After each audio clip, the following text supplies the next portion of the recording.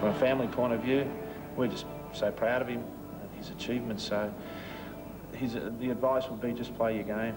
Just let it happen and enjoy it. Jeff, on behalf of Mum and I and Ricky and Timmy, we'd just like to wish you all the best with regards to grand final. Play well, I'm sure you will. We're all very, very proud of you. We love you very much. Go for it, mate, and we'll see you after the game with the cup in your hand. I'm a very emotional person. I actually had a cry last Saturday when they ran through the banner, so I think it'll be worse this week. Just thinking of his father and my family. I've got a big family and they're just so behind him. And, you know, it's just a dream, so I'm just hoping he's going to be there. Gary, I just want to wish you all the best. You know, all your family will be hoping that, you know, your dream comes true. And I know your father will be looking down upon you, giving you everything that you need. Judy and now Gary. Players carry a lot with them, don't they? Into a day like this, and for Gary Moorcroft, let's hope that he has a beauty in his first grand final. They're going for 16 grand finals, and the Demons are going for their 13th, but they've had a long wait, 36 years. That's longer than Collingwood's from 58 through to 1990. What a day it is for both clubs. The 2000 Coca-Cola AFL Grand Final. Proudly brought to you by Foster's, Australia's classic lager. The new Mitsubishi Magna VRX. It'll go like a shot. McDonald's. Enjoy the fun and games. And Telstra. Making life easier. So the scene is set. Capacity House, 96, 97,000 people. For a traditional moment in Australian sport, when the players will line up, some of them arm in arm alongside of one another who they've trained with all year to try to get to this moment, to this very day. They'll be facing one another, representing their clubs, their family, their friends. Hundreds of thousands of supporters right around this country, and they'll have to take a deep breath and listen to our national anthem, and then the match will start. It's one of the great moments in sport. Here's Craig Willis.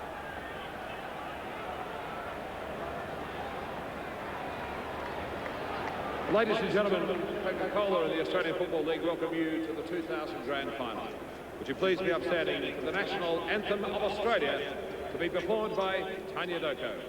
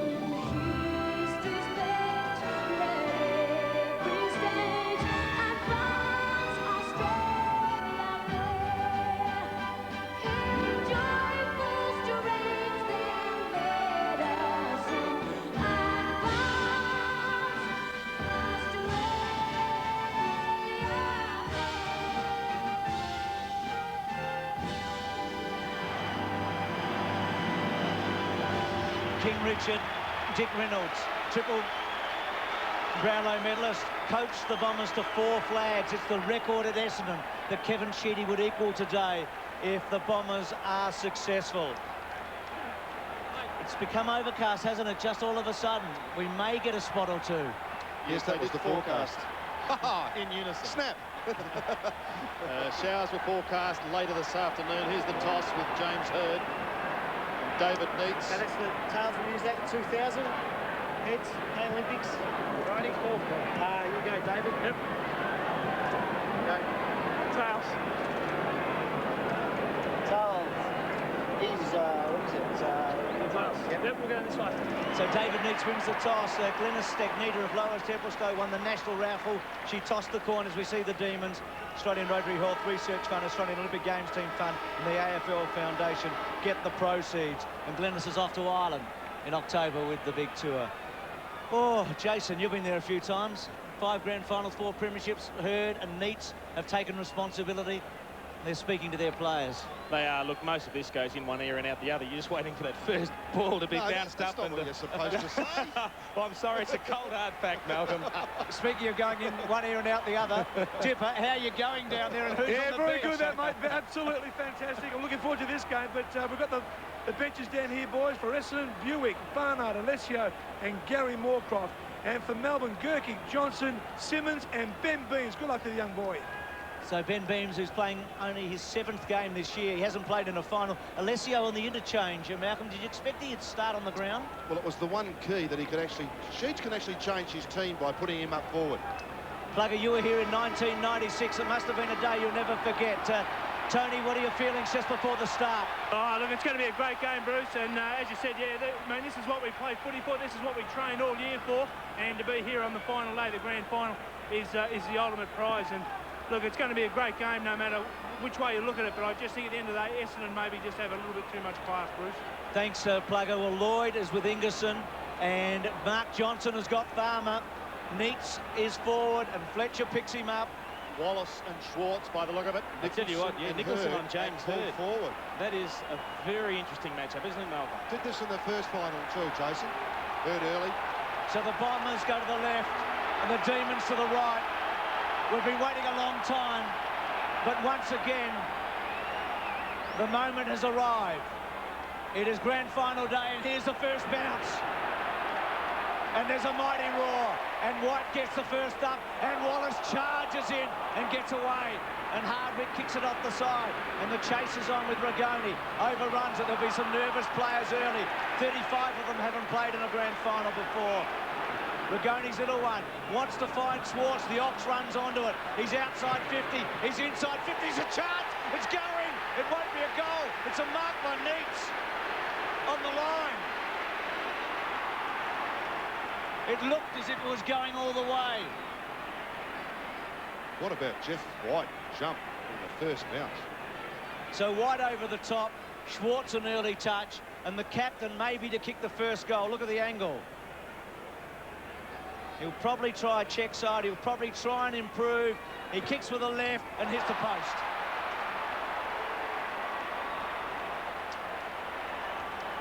Well, it just wasn't in the script, was it, for the captain to kick the first goal and get the Demons away? And Malcolm, probably the key for Melbourne is to get a flying start, get 2 or 3 goals on the board. It certainly would help their cause, no doubt. Fletcher then, to bring it back into play. He's had a wonderful season for Essendon. An all-Australian player.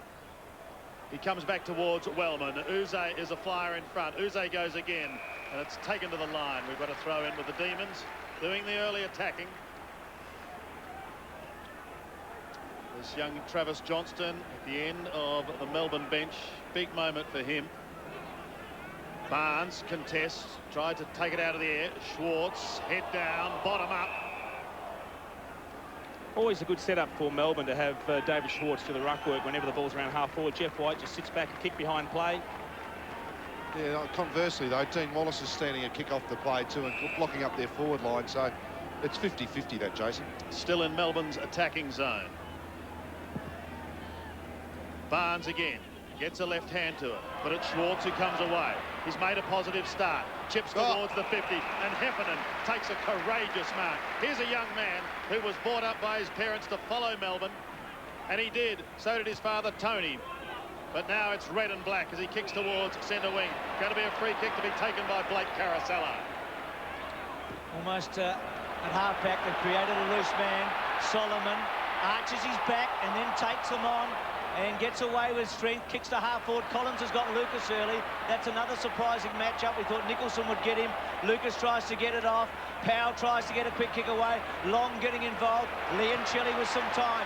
belts it away. The bounce important. Attacking it hard. Was Hardwick. He keeps his nose over it. Farmer worries him out of it. Brilliant play, Farmer. He releases Green, the rookie. A good tackle from the back, but his free kick, I think, is going to Melbourne, is it? Coming back to the Demons, to Green for a push in the back, I think. This will settle him down too. A rookie. Cameron Bruce, their other rookie, missed out. Brad Green playing. A couple of early touches as we look ahead. And Green kicks to half forward. Schwartz, the targets, had a couple of early possessions. Blumfield at half back. Kicks the ball to centre wing. He wants Heffernan. Woden. Heffernan did really well to take the mark. He's made a good start. He's on centre wing. Drifts it in towards half forward. Carosella. The Bombers are away. They're inside 50. Barnes is at the back. Barnes can't quite take the mark. Could have almost been interfered with. A lightning tackle by James Hird. Was it a push? No, said the umpire. Gee, that's an incredible fumble by Johnny Barnes. He'd snuck down the open side of the ground. He'd made space. The kick was perfect coming in from Carosella, and he just dropped the sitter.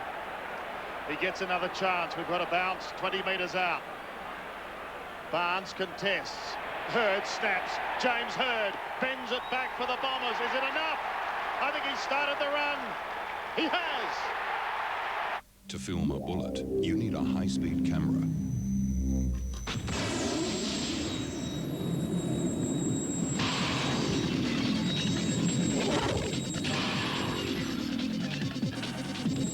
...163 kilowatt, 3.5-litre V6 Mitsubishi Magna VRX. It'll go like a shot.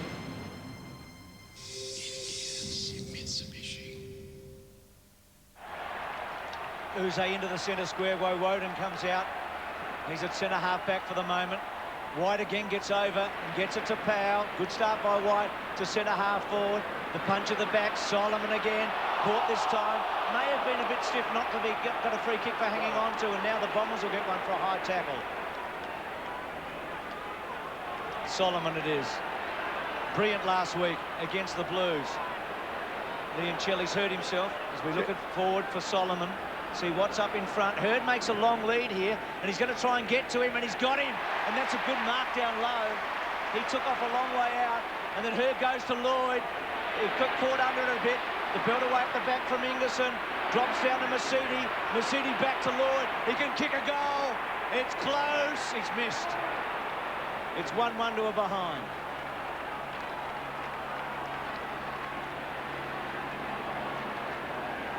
Look good, the Bombers, early, don't they? Well, even though he kicked a point, Matthew Lloyd will do his nerves wonders, just getting an early touch. Having Hird and Lloyd both get an early kick and a shot at goal just gets him into the game. Uze heads to the outer side. And it's okay. Finds Phoebe. Off to Ragoni. Ragoni's got Woden running through half back.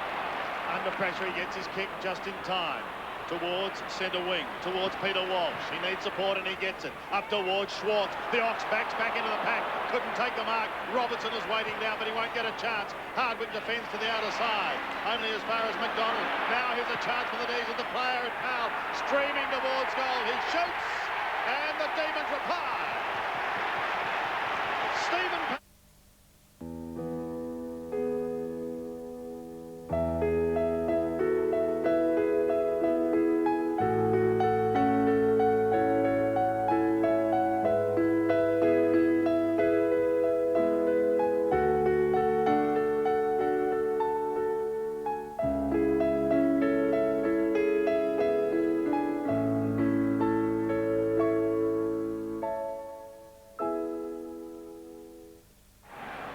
White's got over Barnes both times in the centre. Let's see if he goes again.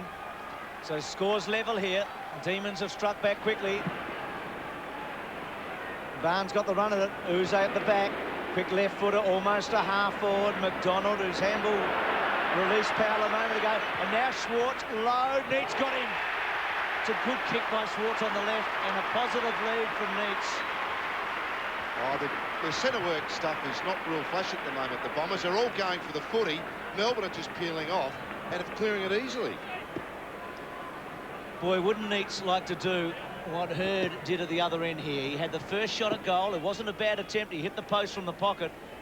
This would really give him some confidence. He kicked 3 behinds in a row last week before he settled down. He's got a good record against the Bombers. He's 40 metres out. He's hooked it a bit. Is it coming back? He's missed. I'll tell you what, David Neitz has let Dustin Fletcher off the hook early in this game. I mean, you take 2 marks, 2 shots for goal, and he is yet to punish him. So all of a sudden, he's just taken the pressure back off Dustin Fletcher, who could have thought, after a couple of minutes' time, that his opponent had a couple of goals, and they'd just take that attacking frame of mind out of him. Fletcher towards Barnes. Uze flies with him, but this time Barnes holds. That was better for Big John as he kicks up towards half forward. Mercuria late spoil. Oh, stolen by Long. Back to Lucas. Mercuria is there. So too Caracella. Caracella into the open goal. Bombers away. Father's Day is just around the corner, so get into Mitre 10 and save Dad with great gift ideas like these. Stanley 13-piece screwdriver set, $27.45. 1300-watt NRG circular saw, $79. I came back to Telstra because I need a company that's reliable.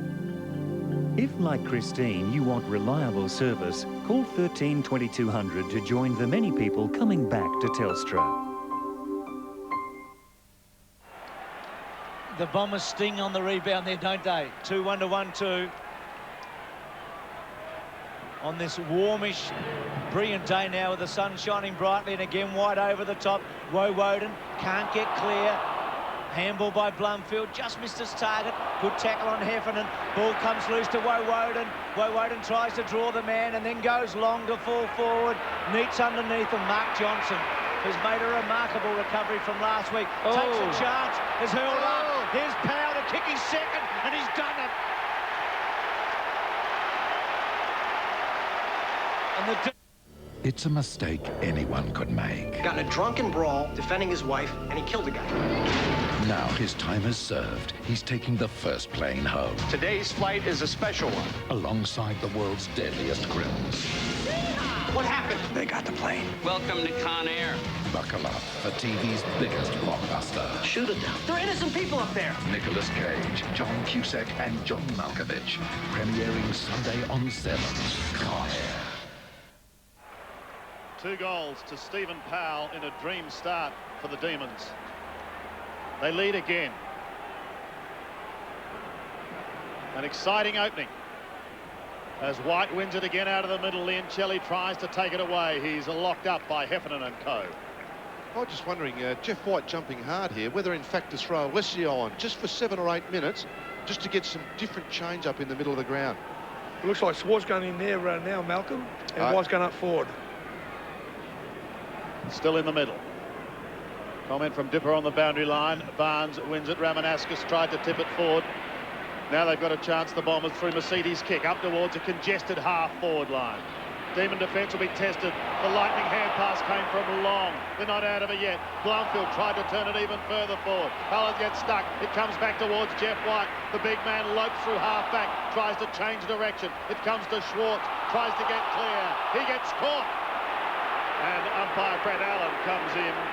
Despite the protestations of Mark Mercury and co, there will be a bounce. Had to be a free kick one way or the other. He had an eternity to get rid of it, and it looked like he was taken high the second time. White goes it alone. Woden gets it back again. They go charging forward in towards the danger zone once more. But this time, a safe mark taken by Johnson. Poor kick by Ward. Fletcher, they switch it up. On the burst now. Long probing kick to centre wing. Lloyd way out there. Got it and he's got some time now. Sizes it up. Decides to go long. It's a poor kick. He's trying to get to Blumfield. He might reach it too. Blumfield in the pocket. He's about 50 metres from goal. Useful kick to Barnes. Barnes well done, Ingerson. Barnes' handball brilliant. Heffernan searching for it. Can't find it. Is it still in play? Hit the post. Oh, it's a behind. It's a good start to this final. These two teams look pretty well matched up, don't they? They do at the moment. Actually, interesting there with Lloyd. Ingerson not going with him up the ground. He just swept back, didn't he? He swept back, and John Barnes has made his intentions clear. He's going to push forward at every opportunity. Phoebe then to bring it back. Comes into the pocket. Matthew Collins is away. Chipping back towards Russell Robertson. Couldn't take it, but his recovery was excellent. He's got time now to have a look down towards centre wing. He needed that time because Rigoni slipped and turned it over to Solomon. Now the Bombers can start it again. Lucas, it's a wobbly old ugly punt kick up towards half forward. It might be ugly, but it was effective to Blake Caracella. White coming off the ground. Coming on is Simmons. The kick goes to half forward, and the Bombers will have another shot courtesy of Justin Blumfield. Well, for a bloke that plays predominantly as an on-baller, he is one of the best aerial threats in the game, Justin Blumfield. Often takes pack marks, just drifting down from the wing into space. The kick came in into a good position, and that's a very good lead. And Jeff White off the ground? Yep. He's not... You've got to think he's injured, surely. No, he's not, Malcolm. He's just on the microphone with the coach at the moment. We'll keep an eye on that situation. In the meantime, Blumfield is shooting for goal. Anthony McDonald came off second best too in that encounter with his teammate in Alistair Nicholson.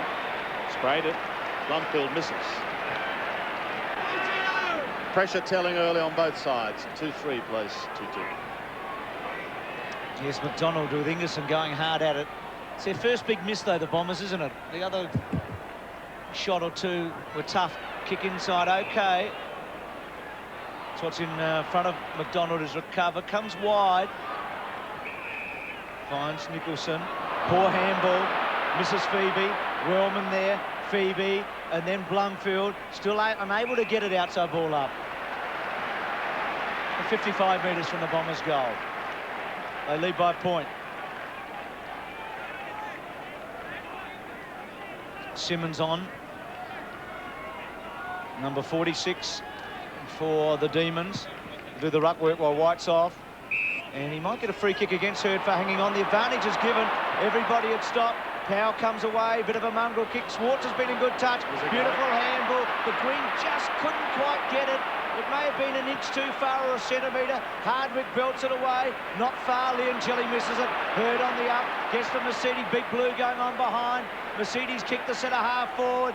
Uze came in from the side for the Demons. Walsh was there. Mercury puts on a pretty effective tackle. Ball up. They've settled down back behind at centre half forward for Melbourne. Gee, the chances there. The handball from Swartz to Green. Here's Wallace. Whoa. With Green. His first year, Brad Green. A little toe poke from Caracella. Play on call. Not 10 metres. Barnes clever, and now Mercury. Mercury's 45 metres out to Caracella. Caracella in the pocket. He's a clever footballer. He's kicked it. What a great goal. Next week, yes, someone does live here. It's creating a health hazard to the residents around the area. It's a real-life house from hell. We have to virtually get volunteers amongst our garbage staff. They have to get dressed up in effectively spacesuits. And the neighbours have had enough. We know of one person has had to actually sell her house and move. But no one is prepared to do anything about it. Plus, a young boy sleepwalking that has the whole town on edge. Melbourne's Today Tonight, 6:30 on 7. The Bombers by 7 points. Jeff White, just having a chat with the coach, is back. Contesting with Barnes. A bit of a line ball, but it'll be Essendon who take it out of the middle once again, courtesy of Joe Mercedes. Down to half forward. The lead was on from Lloyd. Hurd was claimed. Taken to the ground. Did he have the football? Nicholson plays on. Gets the hand pass away now towards Walsh. He goes to the outer side and Leoncelli. Leoncelli on centre wing. Has a bounce. Loses it. Regains it. Wobbles a punt to half forward. Solomon cuts it off. Comes back again in towards centre wing. Johnson is there, lurking dangerously. Goes over the head of Long, up towards the half-forward line. Big pack of players. Smashed back again towards Johnson. He's got the pace to come through half-forward. He goes onto the left foot, spears it in towards that position now. Collins gets caught, gets ripped to the ground, and he's been pinged. Umpire Allen,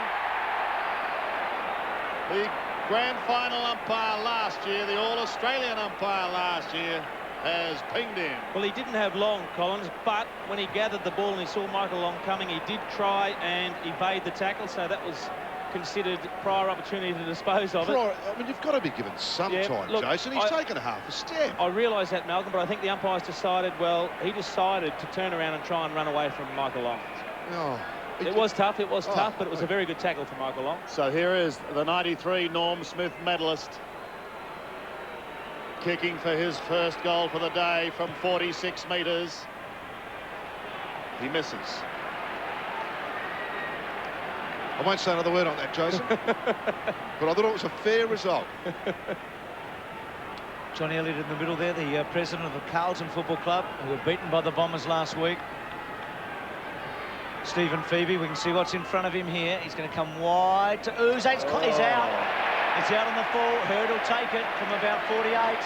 Well, I will say this, Bruce, we were down on the ground earlier. There is a swirling breeze, and at times the ball will drift a little bit in the air, not favouring one end or the other.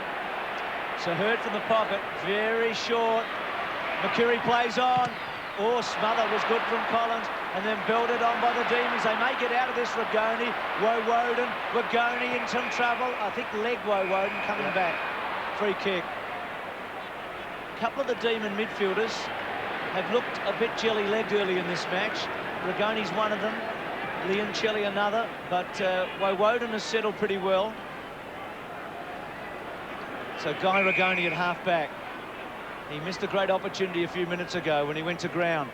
And the ball was coming out of defence. Up and under, but long. Schwartz and Wallace. And from the side, Blundfield. Jason talked about his ability overhead. It is outstanding. The kick to Hurd. He's got him. Just forward of centre wing. Ramanascus lurking dangerously. He dives and he takes the catch just outside 50. What a dream season this young man has had. Adam Ramanascus, runner-up in the Norwich, looks towards Lloyd. Doesn't find him. White is on the last line of defence. Pops it over the top to accommodate Nicholson. Nicholson gets another one now towards Daniel Ward. He looks up towards the half-back line. They're out of trouble. Up towards centre wing. Here comes David Schwartz. Gets a pretty average bounce. Would be the best description as Wallace comes over the top. Leoncelli is there as well. And there will be a bounce on centre wing. This place can't keep up. This is absolutely a hot game of footy right now. 5 goals scored so far in the match. 3 to the Bombers, 2 to the D's. Leoncelli tried to go through with the footy. At the bottom is James Hurd in one pack. Heffernan's in another. And it's very tight, as you would expect. And Malcolm, again, similar to when Matthew Lloyd came up the ground earlier and Ingerson swept back. James Hurd is up following the ball, and Alistair Nicholson just sitting back across half-back. Test out their fitness. 6.5 minutes remaining in the quarter. Flicked out wide towards Leoncelli, or Schwartz had a fresh air shot. Solomon should be able to clear. Penetrating hand passes of beauty to Blundfield. Blundfield through the middle now to the run of Ramanascus. Go all the way, Adam. You're the young man who can do so well. Ramanascus 35 metres out. Takes it away to the right and disappoints the Bomber fans with a behind. And Melbourne have made a change. Johnson off and Johnson on and McDonald off. Interesting, isn't it? Blundfield and Solomon, 2 very good players in the air. Play well above their height. Really can stop the ball in the air. So Johnston on, Travis Johnston has come on for the Demons. He's a good pinch hitter. They've got away with it a bit here, Melbourne, because the Bombers should be 3 or 4 up by now. Phoebe down the centre, danger again. The kick-outs are a problem. Masidi couldn't quite take the mark. Walsh, Lucas comes through. He's got some length. He's hooked it, though. So we're up to 3-6 to 2-2. One of the problems is, Bruce, I feel, is that the Melbourne half-forward line and centre line have really pushed down for these kickoffs and brought their Essendon defenders with them. So you've got a lot of players in that zone, 3 more than normal. Gergic on. And Robertson off there, Bruce. Russell Robertson having a spell. Phoebe again. The Bombers not taking advantage of their opportunities. 9 effective scoring shots, and they've booted just the 3 goals. Phoebe grabs every centimetre he possibly can towards White. Gets it off to Woden. Shane Woden kicks them up towards half-forward. The goal here would be an absolute bonus. Hardwick defends for the Bombers, but he overruns it. Almost runs into the Wizard. He gets the hand pass away, Farmer. Back towards Green. Beautiful control. Flicks it with the left foot high in towards full forward. Wallace with strength. Gets a hand to it, and it's flicked over the line. 1 behind conceded. No love lost between those two, David Schwartz and Dean Wallace, and they've just, David Neitz and David Schwartz have just swapped positions at the moment, just alternating between full forward and centre half forward. Back to Fletcher. And we have a blood rule against David Schwartz.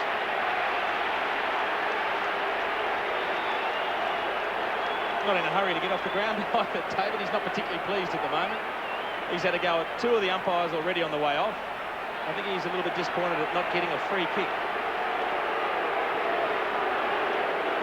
Conditions as we speak becoming decidedly overcast. Still very good conditions, though. As their recent record certainly weighs heavily with the Bombers. 7-3 in their past 10. So Schwartz is off. Troy Simmons back out onto the ground.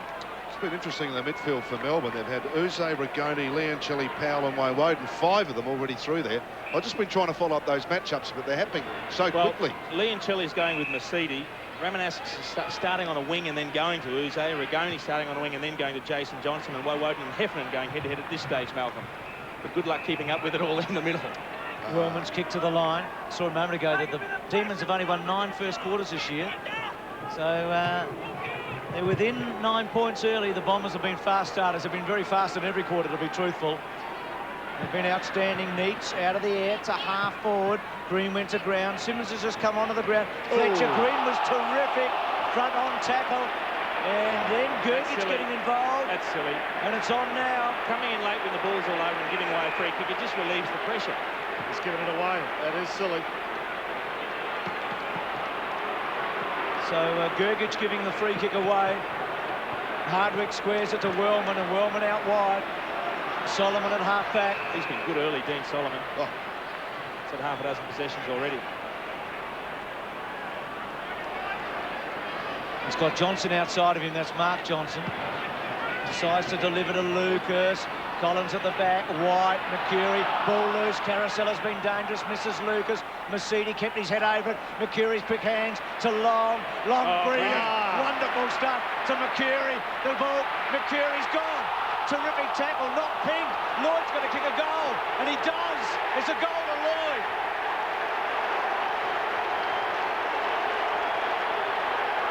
Well, what's the difference between that and Collins? I know it was different. It had a heap of chances, Mercury. I think he handballed it away, Bruce. Yeah, I think we need to wait and have a look at the replay. I think you'll find he's handballed it. How good was Michael Long in tonight? Sensational. Now, he runs around the player, has a bounce, gets tackled. Does he handball it? Yes, with an open hand, though. Open hand. Pretty hard to pick that up, though.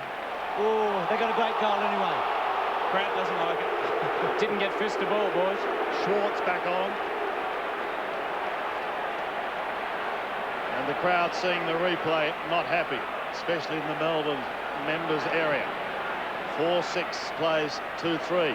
Woden out of the middle. Can the Demons reply? With just under 4 minutes remaining. Kicks up towards the forward line. Hardwick was a flyer, but he couldn't take the mark. Solomon's been good. Neats tries to keep it back in play. He gives it over the back. Here's a chance for the reply, and they get it straight away from Green. The youngster's done it again. Tonight, a simple primate can do what no executive has ever done. 2 guys, a monkey, and their secret for picking TV hits. Tell me you're a genius. Disney's hilarious premiere. Television provides us with the answers. The Barefoot Executive. Tonight. They discovered a secret that would change the world. But first, they have to survive. I've got him. Keanu Reeves, Oscar winner Morgan Freeman. Who are you? I'm your friend, Eddie. The electrifying chain reaction. Tonight on 7.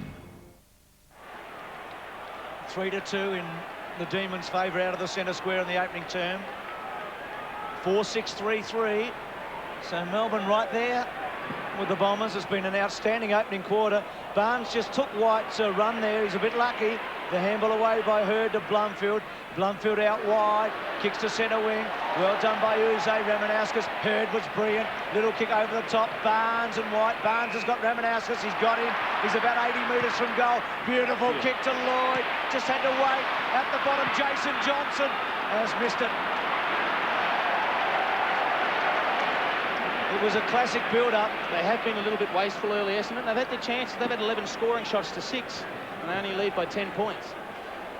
They've had a lot of it, haven't they? And I reckon the Demons will be pretty happy at the moment. They're within 2 goals and going all right. Well, Jeff White's going all right. There's a few others that aren't, Bruce. I mean, some of his taps to get it down forward quickly have been outstanding, and that's really their 3 goals. He can't do that all day. Rigoni this time brings it back into play. Heads to the outer side. Lucas, oblique fire from the back, can't take it. Waiting down, however, is Walt. He's away for Melbourne in towards Powell. Powell's already kicked a couple of telling goals. Chips in towards Schwartz. Out he comes. He's in front of Wallace. He takes him to the ground. Wallace is first to recover. Little chip back was dangerous. It was meant for Johnson. But watch out because the Wizard and Green are both lurking in that vicinity.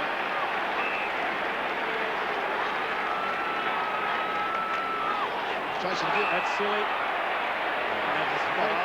Given away a couple of very, very costly free kicks in the scoring zone.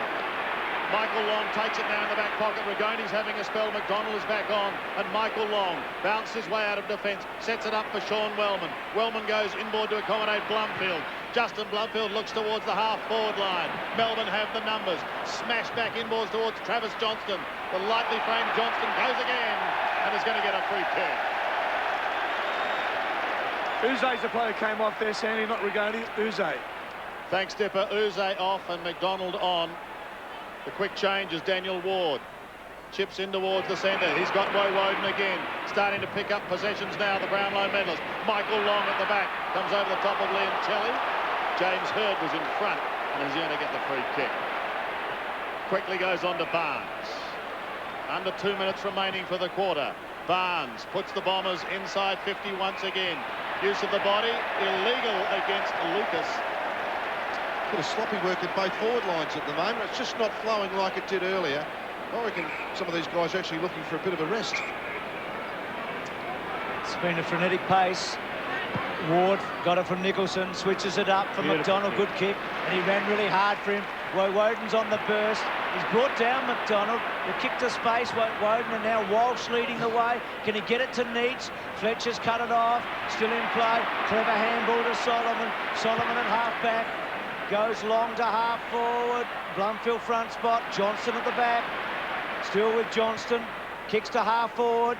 Neitz the target. Oh, Wallace has taken one of the best marks of his career. He has taken a screamer. No one on the mark. Could be in his last game of footy, who knows? High wants Mercury or Blumfield. Oh, there's no mark paid. Lucas has got the run of it. He's on his wrong side. He shrugs the tackle, comes back. Massini goes for it. Lloyd's on his own, and they miss a chance. Gee, they've had some chances. They're 4-8. They were 3-2 at one stage, I think. They've kicked 1-6 since that point. Not a lot of set shots, though, Bruce. A lot of it's been in general play, so in general play out wide, points will generally come anyhow. Phoebe to Woden. Back to Phoebe. Back to Woden. That's one way of picking up possessions. Wider to Johnston. Travis is clear. But the kick, well, in the end, it may work out all right. It does. They've got the runners. Here's Rigoni on the end of the hand pass. Goes back once again towards Walt. Inside 50, loses it up to Ramanascus, and the Bombers will clear. Look out. And it could be costly. Blake Carosella with only seconds remaining. The clock might beat them. He needs a mark for Hurd. He won't get it in time. And James Hurd has the last touch of the quarter, but all to no avail. Essendon have their noses in front. Yeah, but if you were Neil Danaher, you wouldn't be unhappy. Panicking at all. You'd think, we're right in this and we can play a hell of a lot better. Get out of the way, please. It is quarter time. Essendon, 4 goals, 8-32. Lead Melbourne, 3-3-21. G'day. I don't have a kangaroo for a pet. I don't wrestle with crocodiles. And I don't wear a cork hat. I fight wars, but never start wars. I would rather make peace. I can wear my country's flag with pride. I am a rock. I am the ocean. I am the island continent. My brothers are the Smiths, the Wilsons, the Santorellis, the DeCostis, the Woms, and the Jagamuras. I play football without a helmet. I like beetroot on my hamburger. I ride in the front seat of a taxi. I believe this is a prawn, not a shrimp. I believe the world is round and down under is on top. I believe Australia is the best address on earth and Australians brew the best beer on earth. Cheers. game, it's my paper, it's my town. That's why I live here. It's my game, my paper, my town. It's my game, my paper, my town. It's my game. Nobody gets you closer than these footy riders. Just seconds remaining in the game, and there's the siren. It's all over. Every day in your paper, the Herald Sun. How you doing? What's up, man? Thanks. Introducing Doritos 3Ds. New bite-sized shape, crispy or crunch.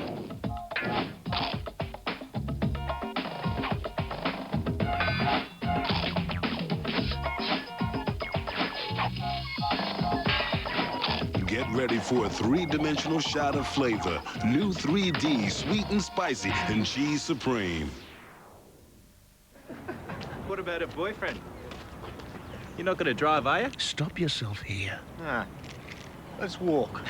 Sure. Uphill most of the way anyway. Don't stay up all night. All right, let's go. Hey, come on. We're drinking. Stop yourself here. All right, take a taxi. Yes. Stop yourself here.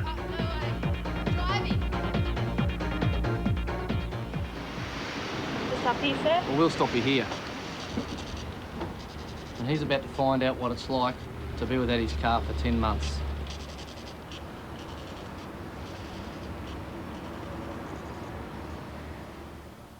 Keep watching for the new Qantas commercial and you could win your dream holiday for two. To enter, call 1902 552 052 and name 3 of the featured countries. The new Qantas commercial on Channel 7, the one to watch.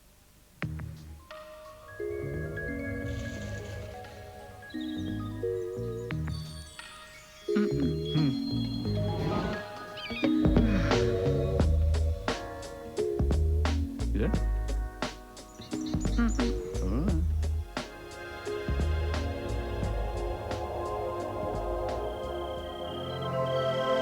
Night, darling. New 5-star Verada. It is Mitsubishi.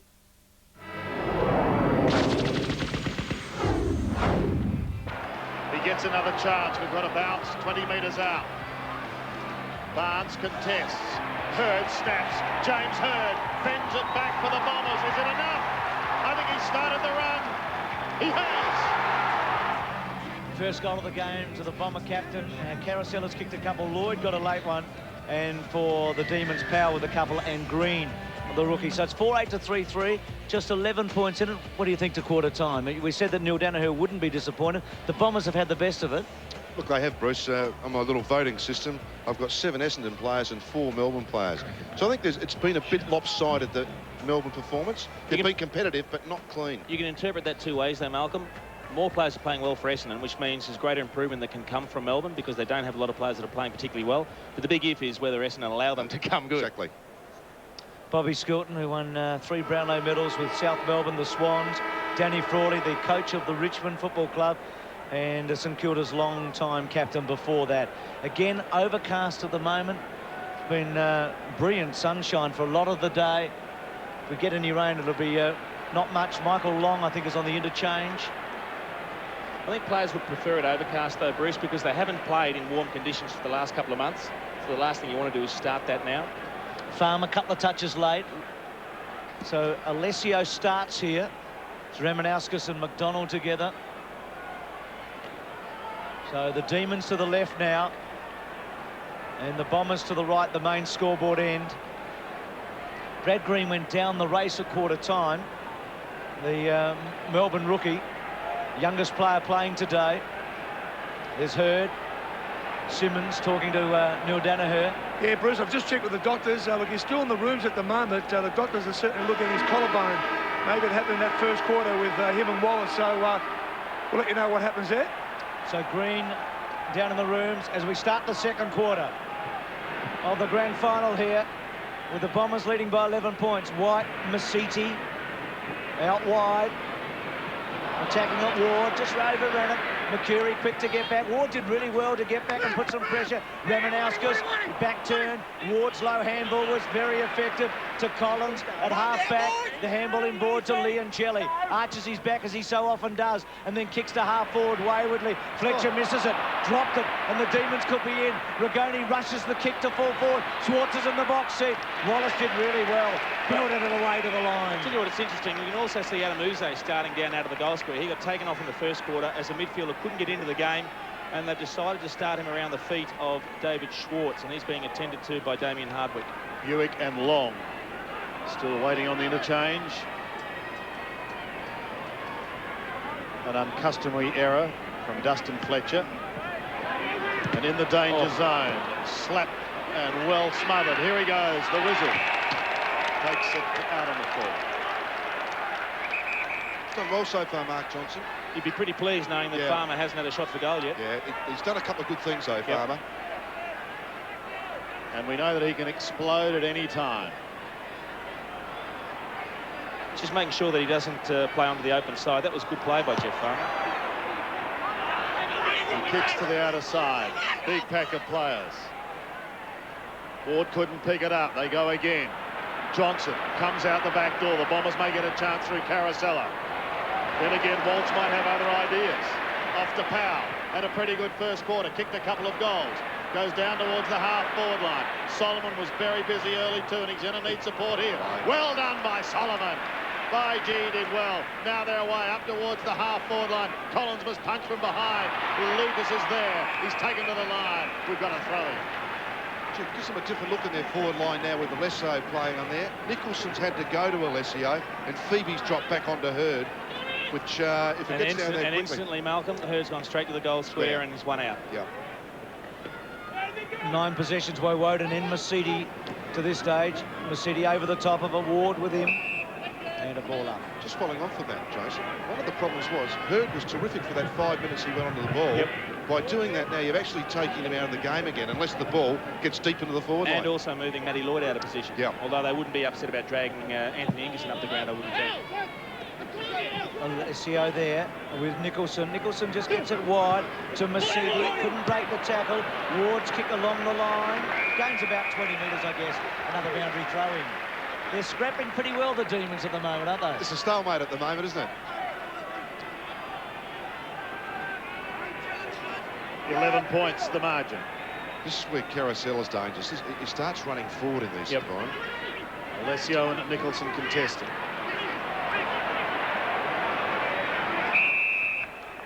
And another stalemate.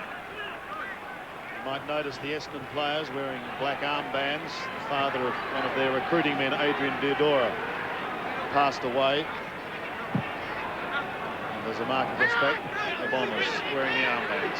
Powell again, another possession. He's on centre wing, got a call from centre wing. The advantage is now being paid. Wellman's at the back.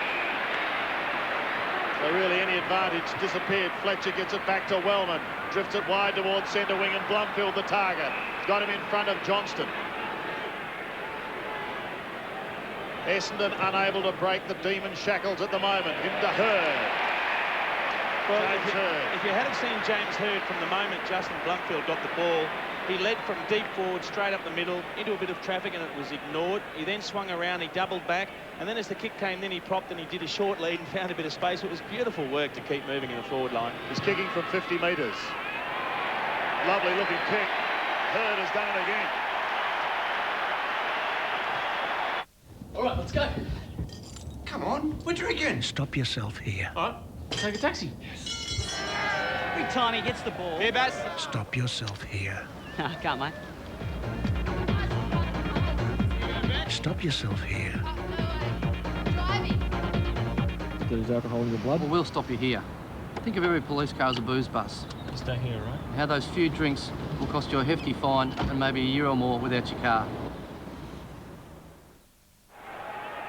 Big margin of the match so far. Out to 17 points. Demons need the next one. Wide over the top. Powell read it well. Powell from 60. Wobbly kick. Farmer was held on to. He's going to get a free kick. He was grabbed.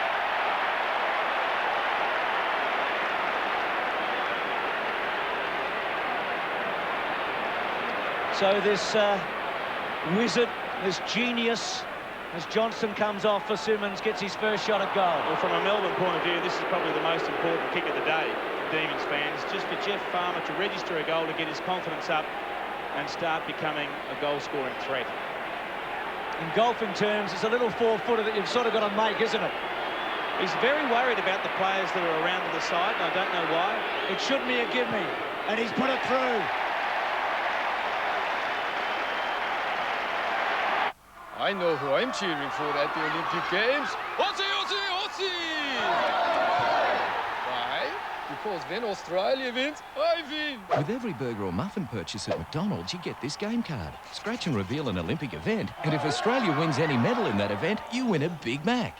Plus, you could win the brand new Holden VX Commodore, or an Air New Zealand holiday to Universal Studios instantly. When Australia wins, I win. Come on, Australia! Well, this is the Wiz in action this year. He's booted 73 goals this year, the most ever by an Aboriginal. In fact, 73 goals and 36 behinds. So Melbourne answer. Rigoni out of the middle. A little too high for Phoebe. Could be a costly turnover. Picked up by Heffernan and a high ball. They're inside 50. They're towards Lucas territory. Lloyd and Carousel also. Hurd slaps it over the back. Big Lucas around the body he goes in towards full forward, and a strong mark on the last line of defence by Nicholson. Very strong mark under pressure, that one. He was really under the pump, but he did it well. Off he goes to Rigoni from half back in towards White, who's down towards the middle. Jeff White lopes clear. Melbourne can turn it over here and go up towards the half-forward line. The diving mark in front of Hardwick, taken by Uze. He goes onto the left foot. Shocking kick. Very disappointed he'd be in that. Wallace is called to play on. He's got Hurd out wide. James Hurd lopes clear of Phoebe. Passes in towards the half-forward line. Alessio drops what he should have taken. Goes again. Slapped away from Collins. Lloyd gives it off to Lucas. Lucas can goal. And they are missing some dead-set opportunities. He has had a couple of Scott Lucas. That's probably been his best. Good work from Matty Lloyd. He just keeps working hard, even if he's not taking marks and having shots for goal. He attacked the ball, he delivered the handball out. James Hurd seems to have a free rein at the moment. He can go forward and be used as the main target there, or he comes up onto the ball. That's a terrible kick. Or gets a free kick. Yes. Stephen Phoebe was the target, so now Hurd to bring it in. It's funny they've used two or three different people to kick out. Normally you go with one, maybe two that do the job. So Hurd about 70 metres from goal, centering kick, just waited it for Barnes or Alessio, big flyers. Lucas, clever, but misses.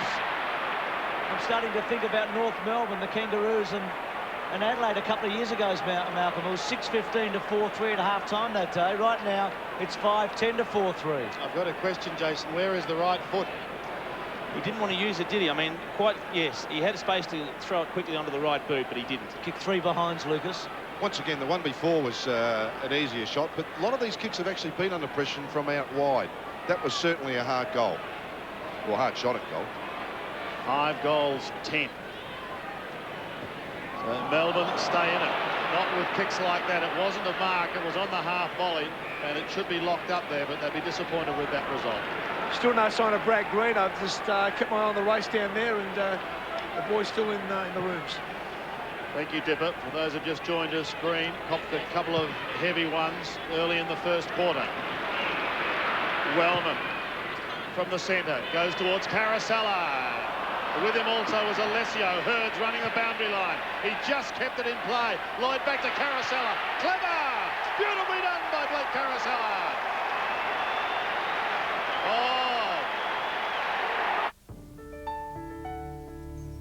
Collect the next in the official 2000 Olympic Torch Relay 16-pin series tomorrow with the token in your paper, the Sunday Herald Sun.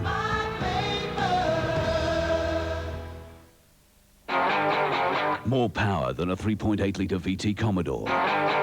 Better towing than Commodore and Falcon. New Magna 3.5-litre V6. One drive and you're hooked. Had 10 kicks and 4 marks, Hurd, and kicked a couple. Mercuri's work was brilliant, so was Hurd's. Demons 6-4 out of the centre. Powell's taken it out 3 times. They need it again here. The floodgates haven't opened, but the Bombers are really turning up the heat. Johnson out of the centre, kicks to half forward. McCurry's hands were terrific. Wants to play on, he does, and then tries to keep his balance, kicks towards Alessio. Lucas front spot, Alessio charging out. Handball, Hurd's handball wide to Barnes. Sits and waits. Little left foot into the pocket. Collins has got it.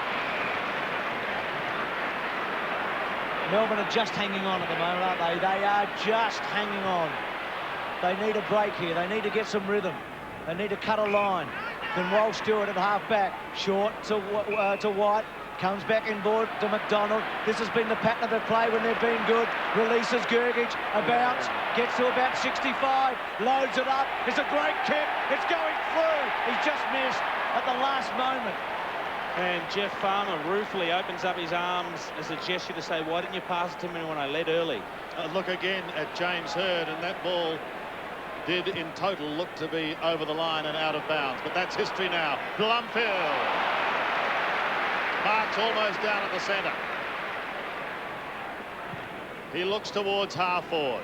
He's got Lucas and Solomon lurking there also. The Bombers starting to flex their muscles in the form of Massini. Gets it wide to Ramanaskas. In towards Lucas again.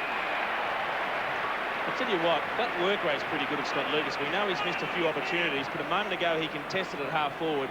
The ball broke loose, a handball came out, and he was up and leading the space again. Well, it will test him. It's not the pocket for a left footer. There's a bit of a problem with him doing that, though, Jason. He's actually taking the full forwards run a fair bit. I think if you were there, you'd be reminding him of his positional play. I would, and he'd probably be ignoring me as well, Malcolm. There you can see what he can see. He's got an operating target of just over 3 metres from that angle. The left footer from Camperdown has missed to the left. 4 points. 4 behind. 6-11. Plays 4 goals for midway through the second quarter. They really need to clear it from their zone now. Essendon going very traditional, 3, 4 and then 5. But Melbourne have brought down some extra players. Solomon standing at the middle of the ground makes it hard for them to go down the middle. So Phoebe comes wide from Nicholson. Brilliant. He's been a magnificent leader in this first half, and then caresses it to Alessio and gets him. Well, everything James Hurd at the moment is turning to goal. He has the Midas touch. James Hurd, by the way, is favourite for the Norm Smith medal, and at this stage, why wouldn't he be? And one M. Blight is amongst the vote givers for that, and he would be casting a very keen eye over the performance, I would think. He's going okay. He's going okay. Okay. It was a very intelligent kick to it. It looked like Alessio was outnumbered, but what he did realise was that he had a distinct height advantage, and he just put it up in a position where Alessio could use that height. Saw the goal view a moment ago. They need one of these. I say need it. They're on top 6-11 to 4-4. But this would give them a 4-goal break. Plenty of time to go before half-time, but it's all at one end at the moment. The favourites are away with a good lead, and Alessio has missed it. It is North Melbourne like 2 years ago. They're 6-12. Once again, it's not from the easiest spot on the ground, though. No, and there is a swirly breeze out there. Yeah. But look, it's keeping Melbourne in the game, but it is a real danger sign when the opposition has had twice as many scoring shots as you have. And just down on the ground with Dipper at quarter time, fellas, that wind has probably picked up a little bit and is certainly swirling around a little bit more than what you think. Look, I just think the kick then, I mean, he really tried to steer it, didn't he? I mean, it's just always has been better to kick a full-blooded kick. Rigoni goes back again towards Phoebe. He's got his skates on. He's away, but Barnes is going to chop this off on centre wing. John Barnes coming back to the old club. Carousella loose on the outer side. Thought about Lloyd, but now chips towards Solomon. 1-2 grabs. It's not his. But beautifully clipped away towards Johnson. Johnson goes towards Lucas. He's playing from behind. It doesn't matter. He's got players in front, and the Bombers are starting to motor. Mark McCurry gets his first. As the world descends upon Australia and the games begin, imagine this happening. What the hell's going on here? The threat no one saw coming. 2 deaths. A man-made virus set free in the city. It's the real deal. Full-scale bioweapon attack. Aaron's got it. What's going on here?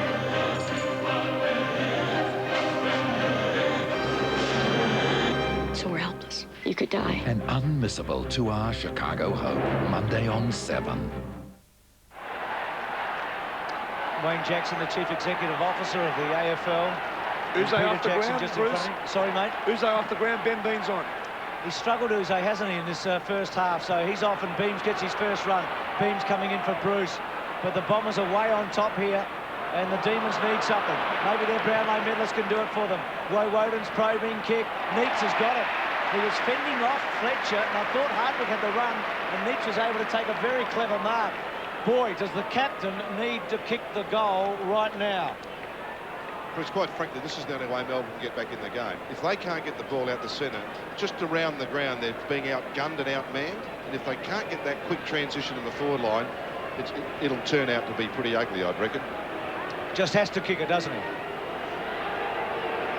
Won't get a better chance to bring the Demons back into it. He's put it straight through the middle. You'll be moved. My God. Cardiac arrest. 1-100, 2-100, 3-100. Help! You'll be surprised. So how many weeks am I? About 20. 20? Can't be. It is. And you will be shocked. She's still low. Not for much longer. We've got to get her out. An hour of drama. Just hold on. Hold on. That will touch you right to the heart. I miss you so much. Tuesday night on Seven's All Saints. The captain's goal, keeping Melbourne afloat late in the first half here at the MCG. White can't get it out of the middle. The Barnes hand pass was wide towards centre wing. They lose it again. It's flicked towards the half-forward line. Needs someone going past. Doesn't get it. He goes again. He's taken to ground. There's some beffing as Leoncelli tries to force his way through a wall of red and black. He's not successful, and Brett Allen comes in to take charge. Johnson about to come on for Phoebe. 19 effective scoring shots to 9.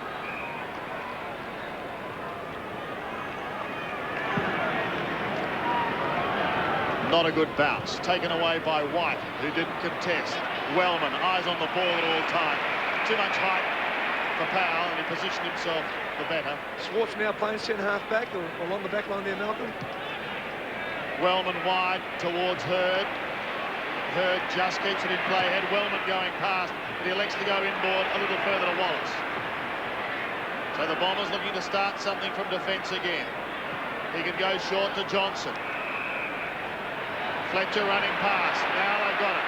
Just about every player in one half of the ground. Fletcher's kick up towards the forward line. Lloyd a little too far underneath was drawn, and it's taken over the line, beating Collins for throw-in. Inside the Bombers 50. They've dominated this quarter. Melbourne have kicked 2 goals, 1. Essendon have kicked 3 goals, 4. Brisbane Lions coach Lee Matthews, his partner Debbie. As you can see, Essendon dominating inside 50 in this term. Powell from half-back. Thought about going short, but then elected Travis Johnston.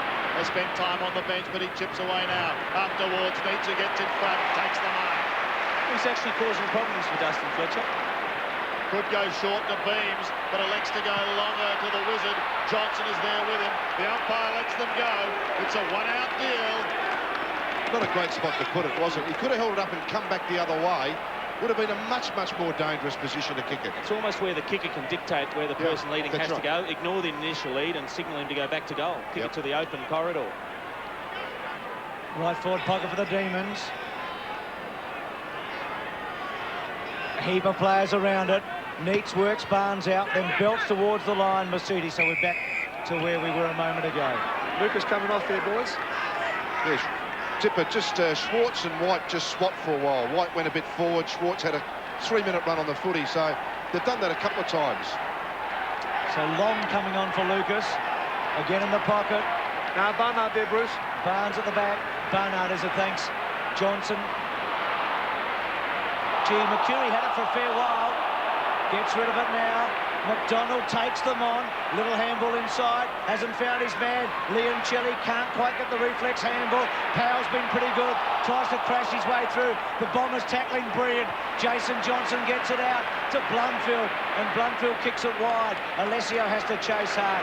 Gee, they're good. The Bombers at the back. They are very good at the back, and that's what I'm saying. Quick transition. Any of this 50-50 stuff, Essendon are starting to muscle them. Powell's attack on the ball at half forward was great, but the 2 blokes he had to try and crash through were Dean Solomon and Jason Johnson. He just had no chance. And you just get the feeling the momentum has stepped up a little in the last couple of minutes. Let's remember that Melbourne is a very, very fit outfit. They'll go all day as Schwartz goes over the top of Jason Johnson. We're getting sick of getting hit this lad, but every last couple of weeks he's copped another one here.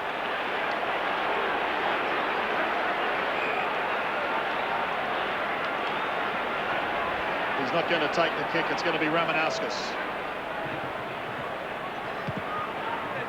Kicks towards the 50. Big pack of players once again.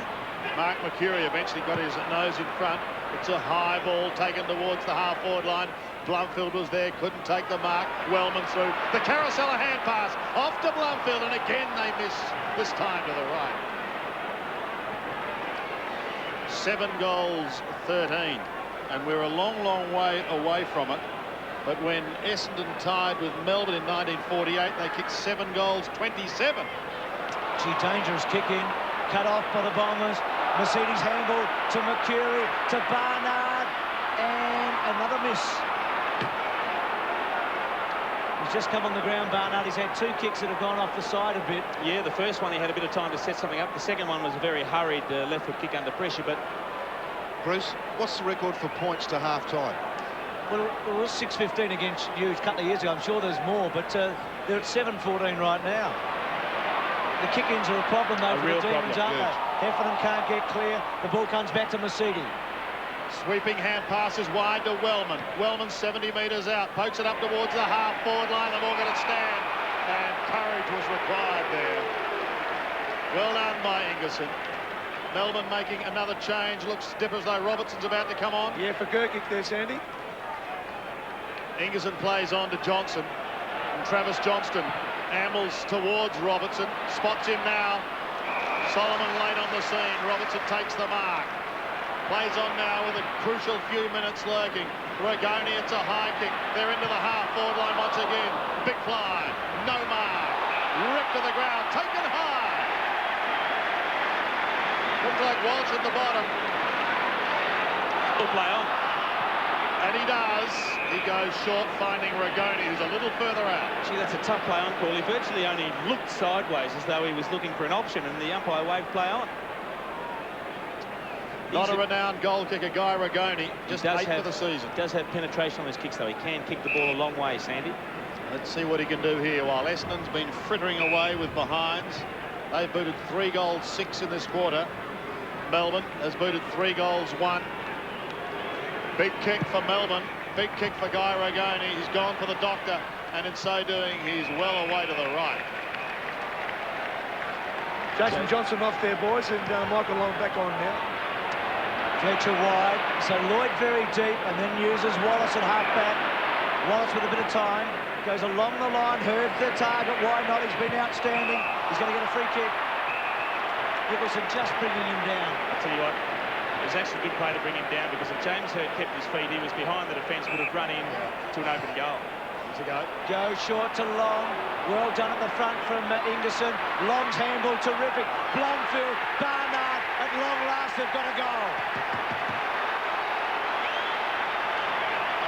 Next week, yes, someone does live here. It's creating a health hazard to the residents around the area. It's a real-life house from hell. We have to virtually get volunteers amongst our garbage staff. They have to get dressed up in effectively spacesuits. And the neighbours have had enough. We know one person has had to actually sell her house and move. But no one is prepared to do anything about it. Plus, a young boy sleepwalking that has the whole town on edge. Melbourne's Today Tonight, 6:30 on 7. A big 5 minutes now for Neil Danaher. Ingerson's come off, Sandy, with a very bad cut head there. Yeah. He's just bleeding from the head there. Okay, and Gergic is on. Essendon open up a very telling lead. 8-14 plays 5-4. Melbourne need a couple of quick answers in these next 5 minutes. Regoni wobbles one past McDonald.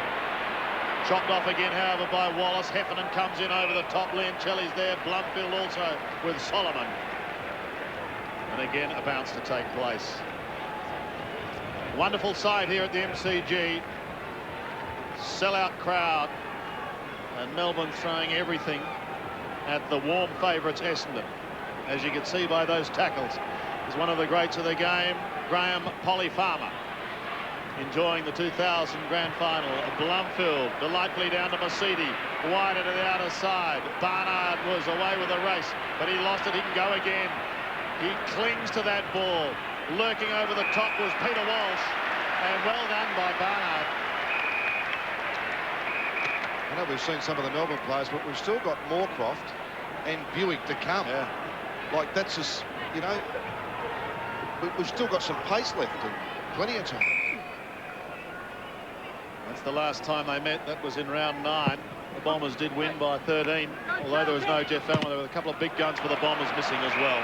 The big possession winners at the moment. Hurd has 15, Blumfield 14, Masiti 14. You don't really notice, Joe, that much. It's just amassing them. Gets them on the defensive side of the pack. 5 tackles too for Jason Johnson. He's been busy. For the Demons, Regoni 15, Powell 12, Woden 10. Schwartz, Alessio coming over the top was Simmons. Here's Blumfield. The Bombers go towards 50, but Nicholson, well, he seemed to pause, and he did pause. The door has opened for Lloyd. Lloyd will go again, and again! Need a break from doing nothing all day? We've got 5-star accommodation. Colour television oval, dog bed. Backpacker specials. Boarding kennel like this. Budget holidays on Harry's Practice, Sunday 6:30. No humans allowed. Then... Can we find a street made in Paran? Yes, we can! Yes, we can! Yes, we can! Oh, my God, you're magnificent. Flickering out. Isn't that stunning? Are you two happy to go to dinner tomorrow night? Double the score, 68 to 34. Demons have got to get a couple before half-time.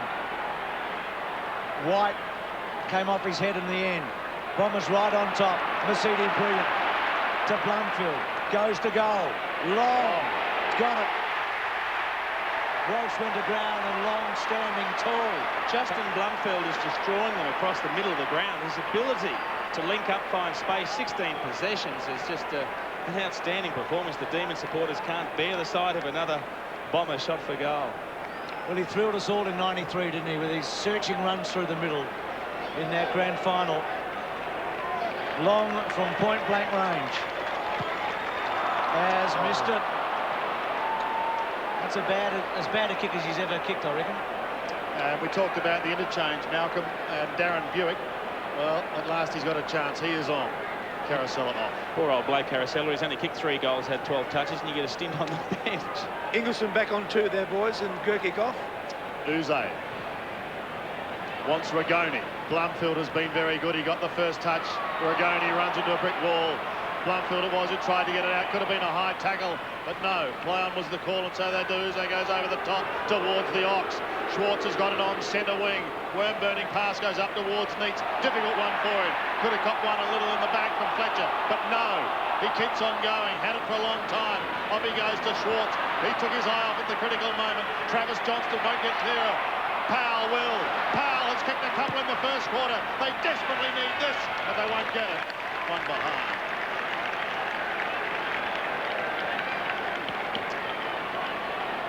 He's good there, Powell. Just to win it. 2.5 minutes left in the first half. You almost sense that Melbourne need 2 goals in a row, don't you? Yeah. Just to get some real momentum in the team behind, the crowd, everything won the lift. Hard. It always gave you something if you could go into half-time having contributed the last goal on the scoreboard. Over the back, Blumfield. He took it over the line. So we've got to throw in on that outer side. But Blumfield has been busy. He has 16 possessions. And the Carousel at 12. There's a couple of the Melbourne names that we know. Stephen Tingo's had dreadful injury problems. Matthew Phoebe was, we understand, quite emotional before this game with the late change being made. This is Wellman tumbling a punt towards the centre wing area again. Uze and Co set over the line. And not for the first time. Not for the first time the Demons have given away silly free kicks. Gee, they've proven costly, haven't they? As you say, it's not for the first time. Lloyd was taken high there. The advantage is paid. Isn't it advantage? Barnard will tell you that. Yes, it is. Here they go. Lock, stock and two-gun smoking. It's a mistake anyone could make. Got in a drunken brawl, defending his wife, and he killed a guy. Now his time is served. He's taking the first plane home. Today's flight is a special one. Alongside the world's deadliest criminals. What happened? They got the plane. Welcome to Con Air. Buckle up for TV's biggest blockbuster. Shoot it down. There are innocent people up there. Nicolas Cage, John Cusack and John Malkovich. Premiering Sunday on 7. Con Air. Farmer's jumper was ripped off his back by Dean Wallace. This will suit the Bombers perfectly, getting into his head like that. If he's distracted and wants to get on with the physical stuff, they'll be happy with that. Put a gap in them, haven't they? Demons of some poor discipline. Adam Uze giving away a ridiculous free kick at centre wing, and it all started from there. Mercedes gets it to centre half forward. Nicholson almost. Barnard's been terrific. Schwartz at the back. Decides to load it up. Torpedo punt. It's all Bombers. Wallace is enjoying it. He's having a terrific afternoon. Blumfield's been brilliant. To Hardwick. To half forward. Alessio and Simmons. Simmons, catches him. Gee whiz. That's ridiculous. Michael Long. He could get reported for that. Just charged straight through him, hasn't he? Taking him up the front. It's very dangerous when you do attack a player's head like that when he's over the ball. Well, it's on here. This could be a defining moment as Melbourne players streaming in. I'll tell you what, I think it was James Hird who came in to remonstrate with David Schwartz, and David Schwartz just picked him up and body slammed him. Gee, it was a reckless charge by Long. It really was. That young boy had no chance to protect himself there. We certainly hope that he's not injured in any serious fashion, Troy Simmons.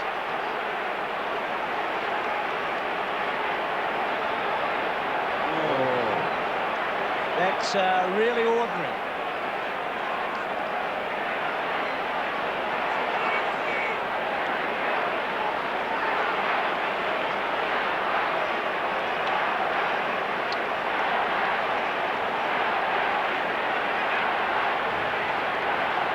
Listen to the crowd. They were just willing the Demons to get back into it. Clock has stopped with 1.5 minutes remaining in the half, and Troy Simmons will be stretchered from the ground. Nicholson still remonstrating with Michael Long. Buick there trying to calm him down.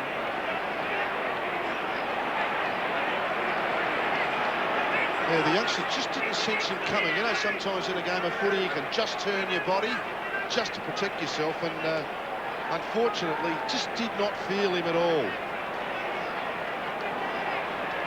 Wallace looks like he's putting his finger back in after having it dislocated.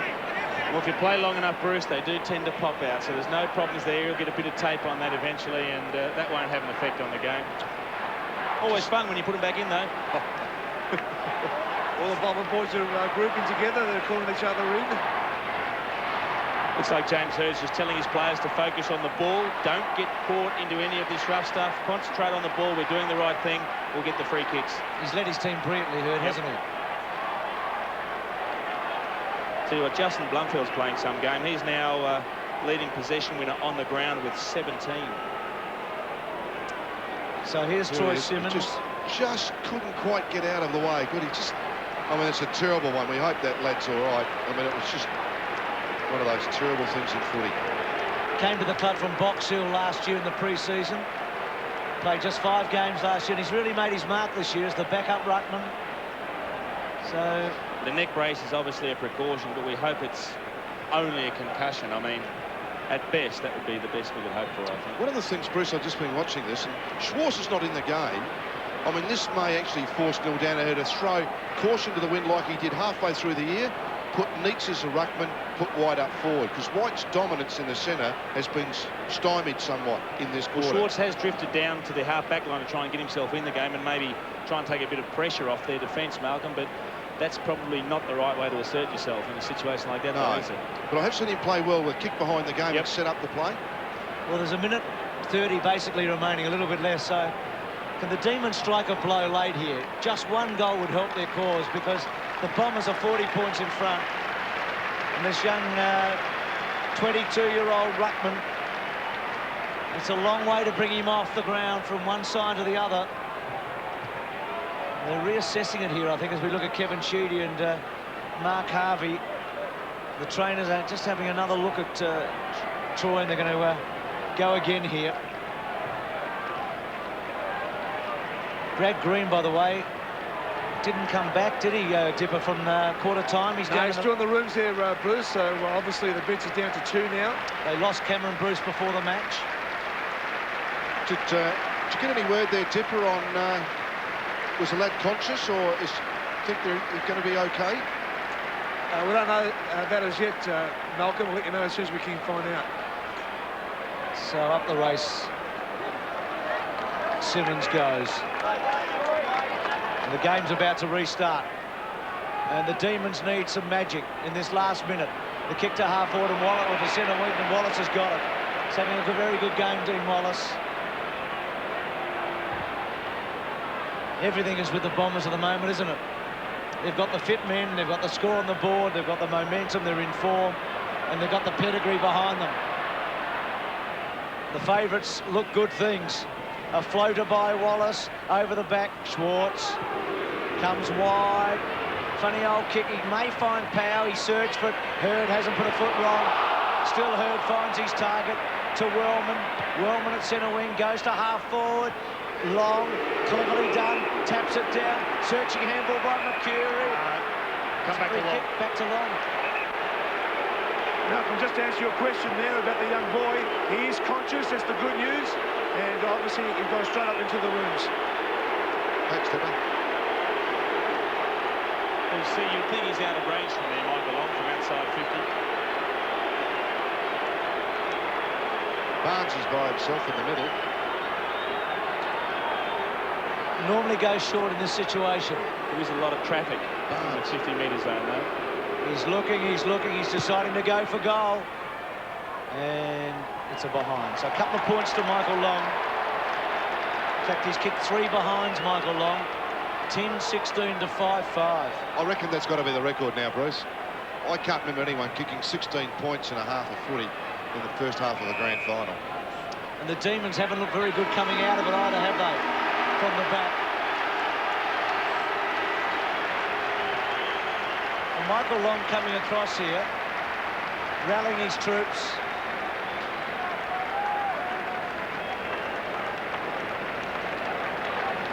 It's been all Essendon in the second part of that second term.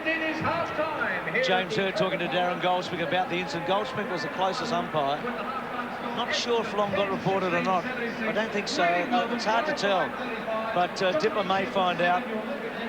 Kevin Sheedy, who will equal Dick Reynolds' record of 4 premierships if they're successful today. But the onus now is on the Demons to come back, because the Bombers have made all the running. And at half-time, Jason and I will have a look after the break, followed by Sandy and Malcolm.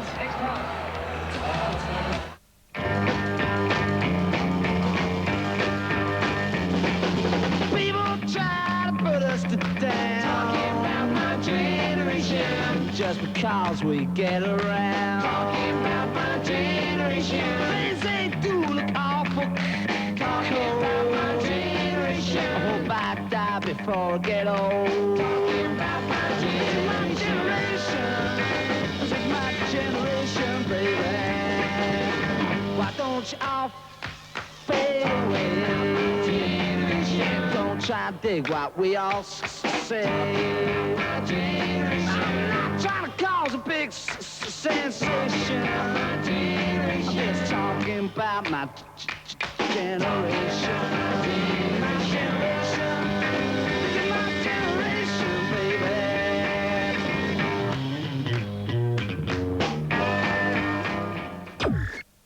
For your chance to win $20,000, who do you think should win the Channel 7 AFL Mark of the Year?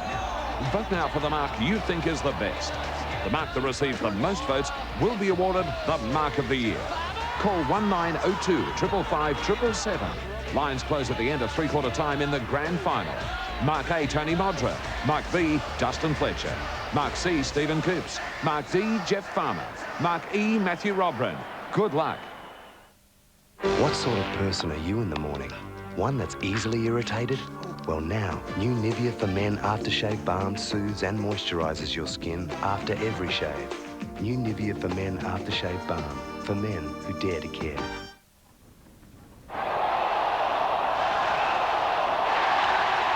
Enjoy 2 channels of live C7 Olympic coverage on your PC by connecting to Access One. Call 1300 550 220.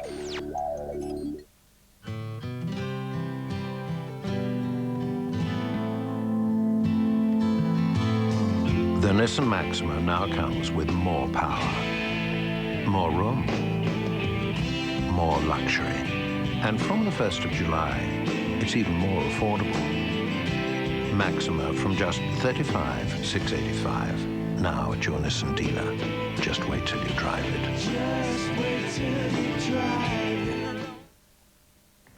There's nobody you'd rather spend time with. You've been friends forever. So once a year, you get together to get away from it all. Enjoy the scenery. And do a little camping in the wild.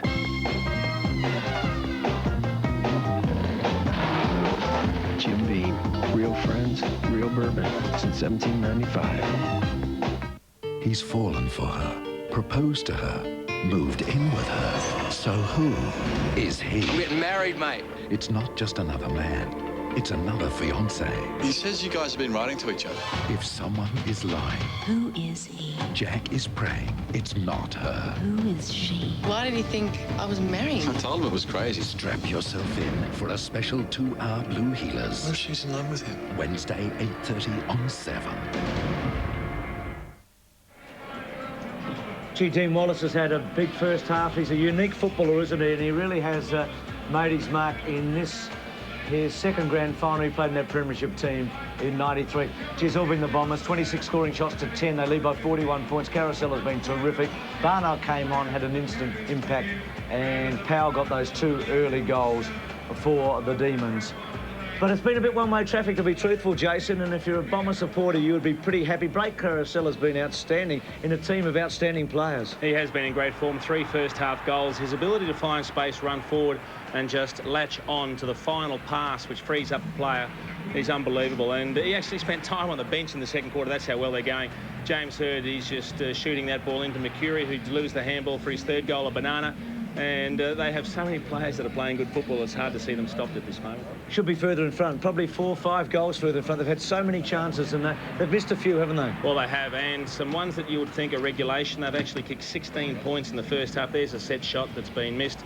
Michael Long has had a couple of very unusual misses for him, and just, I guess, getting themselves under a little bit of pressure, not just settling for that final shot. 4 behinds to Lucas, 3 behinds to Michael Long, so we've had a heap of players. As good as Carousel has been, Blundfield might have even been a touch better, if that's possible, in the first half. Well, he's probably sharing best on ground honours with James Hird at this stage. He's had 17 possessions, and he's delivered a few that have resulted in goals. Again, his aerial ability is unbelievable for a guy that plays predominantly as a midfielder or across the centre. And look, there's a handball giving Barnard his first goal, and see, his contribution's been huge today. So the juggernaut rolls on, led by James Hird, who's had so much of the football and kicked a couple of goals. Well, he's the favourite for the Norm Smith medal, and he's showing us exactly why. He's had 16 possessions, kicked a couple of goals, set a couple of others up. Look, he's basically had a free hand to roam wherever he wants. He started at full forward, he started at centre forward, he started in the middle of the ground. He's done it all. He certainly has, no doubt about that. Michael Long coming in on Troy Simmons with about 1.5 minutes to go before the end of the first half, and we just hope that Simmons is okay here. He's been carried to the rooms on a stretcher. Very late. I mean, Long probably was committed to the charge, wasn't he? But yeah, look, it's an unsavoury incident to finish the first half on. But judging by that and the way that Simmons went down with his arms, it may be concussion. Hopefully nothing more than that, but I don't think Michael will look back on that with great pleasure. Well, Dipper's down with the Bombers at the moment, down near their rooms, and Dipper has been plain sailing to half-time.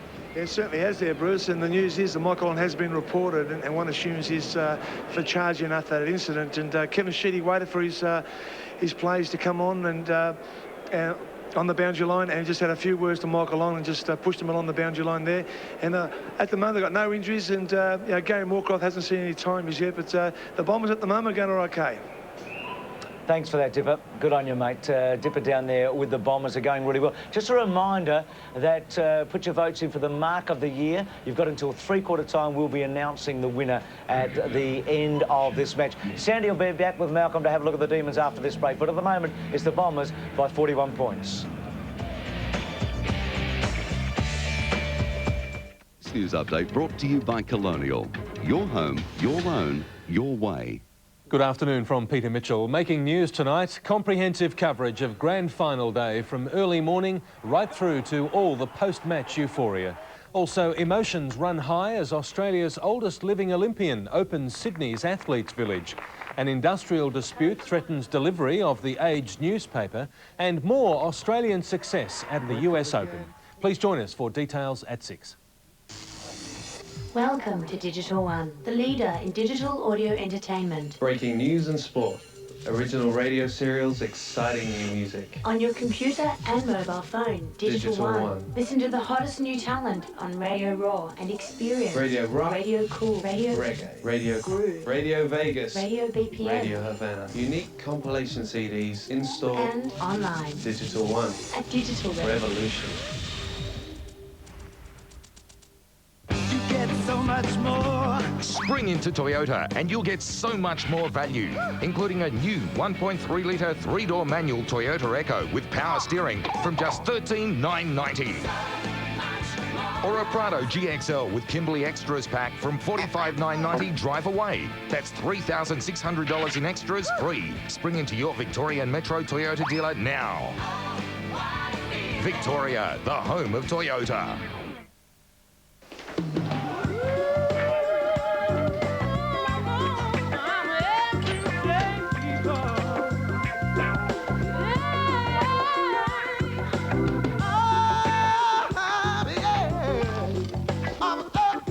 Liam is our team's top scorer. Shame it's only after the game.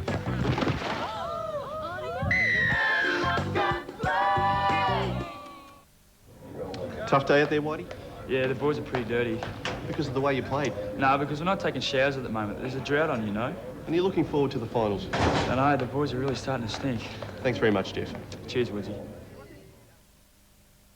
Father's Day is just around the corner, so get into Mitre 10 and save Dad with great gift ideas like these. Deluxe portable hose reel, $14.65. 700-watt Ryobi angle grinder power kit, $89.95.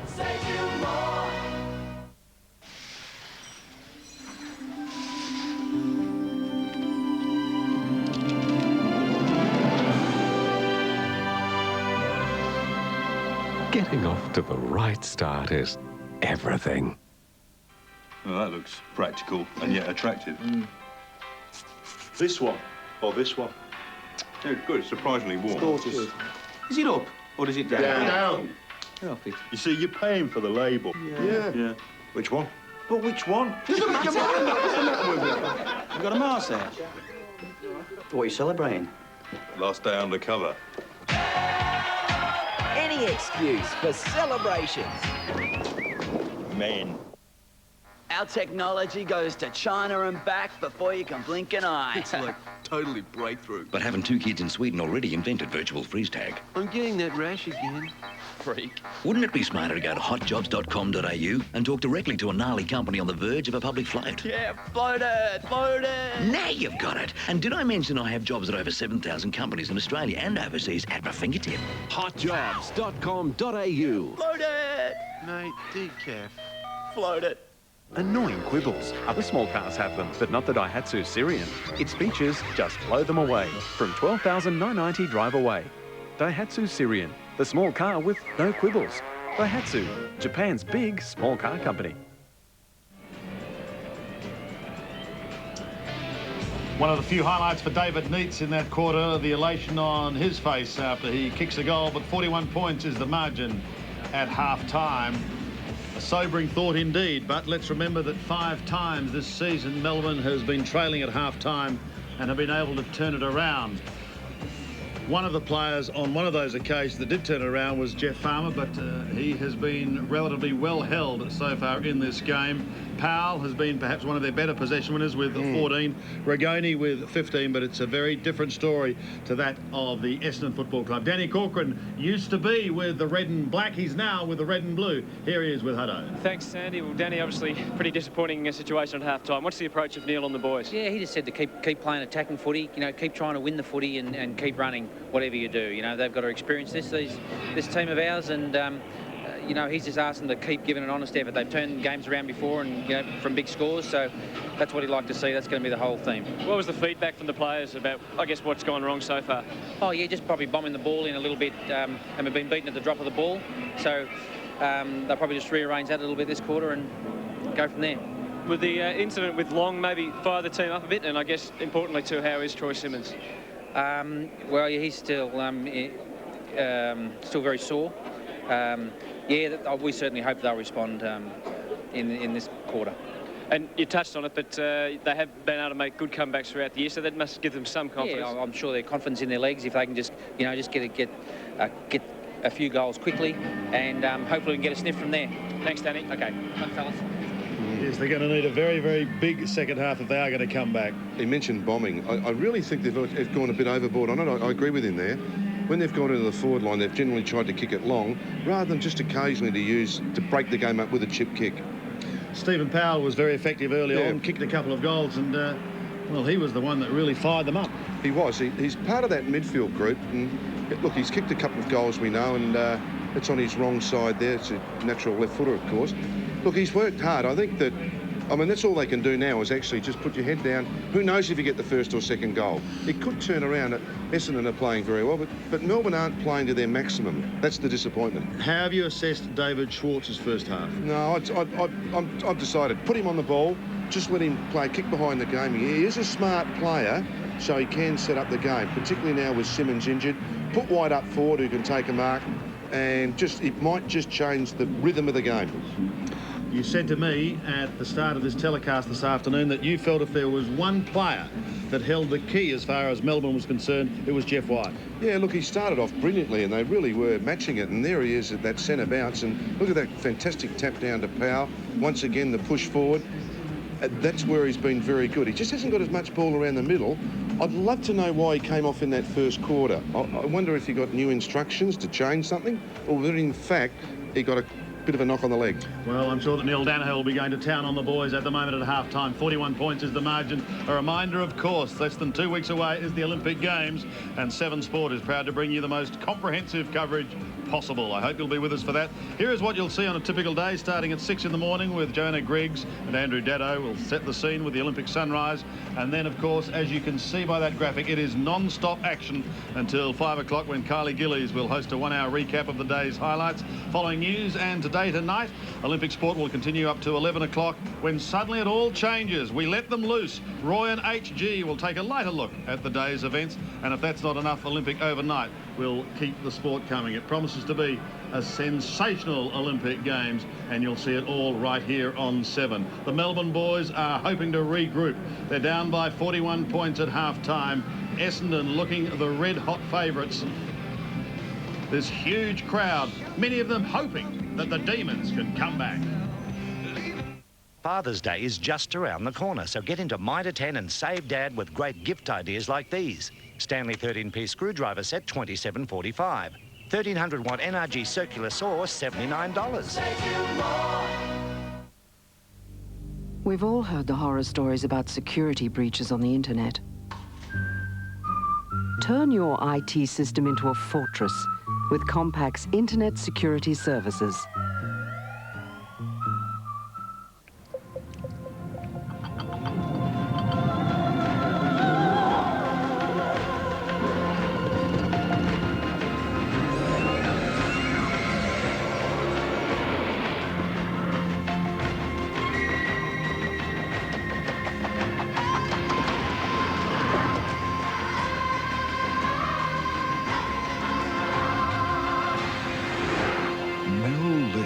Investment Solutions.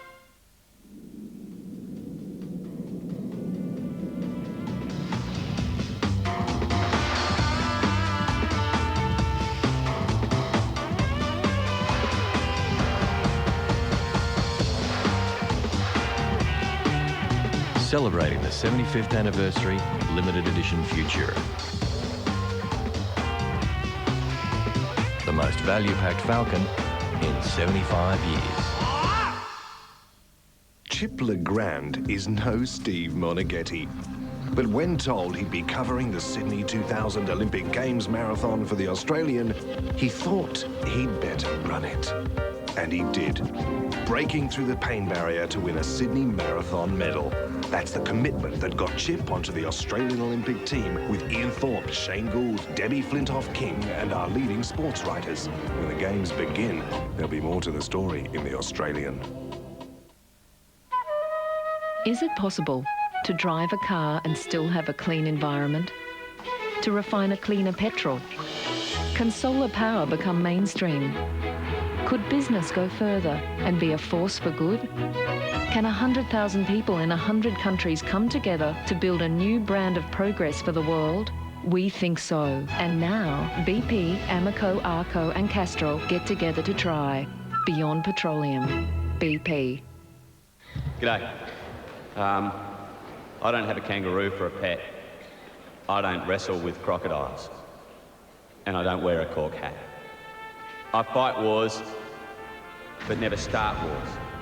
I would rather make peace. I can wear my country's flag with pride. I am a rock. I am the ocean. I am the island continent. My brothers are the Smiths, the Wilsons, the Santorellis, the DeCostis, the Wongs and the Jagamuras. I play football without a helmet. I like beetroot on my hamburger. I ride in the front seat of a taxi. I believe this is a prawn, not a shrimp. I believe the world is round and down under is on top. I believe Australia is the best address on earth and Australians brew the best beer on earth. Cheers.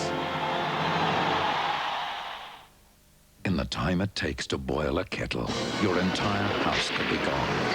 It wasn't a normal tornado. This is what it looks like all over town. The dramatic series final. Turkey wants to kill us. Eye of the Storm, Monday. Wednesday, facing his toughest race, her highest challenge, his most difficult target, and her new test of courage. Olympic heroes and more join forces in Celebrity $1 Million Chance of a Lifetime. We come back after half-time. The Bombers lead 10-16 to 5-5, so 76-35. Carosella with 3 goals in the first half. 7 Sport hope you're enjoying this match as part of the Coca-Cola AFL Premiership Season 2000. It's just hard to imagine, isn't it, how Melbourne can come back. The Blues did it 30 years ago in 1970, but they are playing a super team, aren't they? Well, the problem that Neil Danaher has at the moment is he's down 2 players. A couple of his prime movers aren't performing well. It's a matter of resources, and he doesn't have much available to him at the moment. And you just wonder what moves he can make, Malcolm, to make a difference. Well, as I said, I think Schwartz is one. And I also think perhaps put Farmer on the ball. Just let him loose in the midfield. Well, Dipper and Plugger on the boundary line. And what are your impressions, Dipper? Well, at the moment, the Dons are doing it easy. I mean, 26 shots to 10. Does that tell the story? I think it does, Dip, yeah, and I think Melbourne can really count themselves lucky that, well, they're 7 goals behind, but lucky that they're not 10 or 11 goals behind, because as we've seen, Essendon have moved the ball into the third line on a fair amount of occasions, and they've missed some pretty easy goals. And some of their ball getters are like Uze struggling all day, and Liam Chally, and Woden out of the game. And of course, now the D's have only got 2 on the bench. Yeah, and Jeff Farmer's another one. We said before the game that he was really going to have to play a big part in this for Melbourne to win. He's hardly had a possession, so be interesting. It'll test his character the second half. It'll just see how mentally tough he is, I suppose, if he can get himself back in the game and put his club back in the game. And the conditions down here are very, very tough, very swirly. They are a lot more swirly than what you actually think it is, Dipper. And obviously we're seeing with a lot of the skill level that it's probably not as good as you'd think, and that's obviously the wind conditions. Thanks, Dipper, with Plugger there. Mitsubishi Motors match stats to half-time. Inside 50 tells a tale, doesn't it? Yes, I think Melbourne had to get in excess of 50% strike rate, and they haven't. 37 to 22. I think the rest is purely academic. They have absolutely dominated this game. No good news down that list for the Demons. Possessions and marks heavily in favour of the Bombers. Yeah, so it's all their way at the moment. Jeff Farmer big match last week with his 8 goals. He's had some mercurial matches this year. He probably hasn't had a whole lot of chances, to be truthful, today. He hasn't been able to back up those big scores often this year, but, gee, you don't kick 9 or 7 every day or 8 every day, but certainly 14 or 15, but he probably hasn't had a heap of opportunities, has he? No, look, if you're judging Jeff Farmer on 2 goals today, I think you're being very harsh. Yep. I mean, he's just not gone to the ball. Johnson's not leaving his side. He's just committed himself to not getting a kick. But there's only been down there 22. Farmer's probably only been to the ball 10 times. He's got it 3 or 4, so's Johnson. And we do know that when they start coming, he can kick them quickly. Oh, yeah. Well, you said to the Crows a couple of years ago, just win the 3rd quarter and just try and edge back.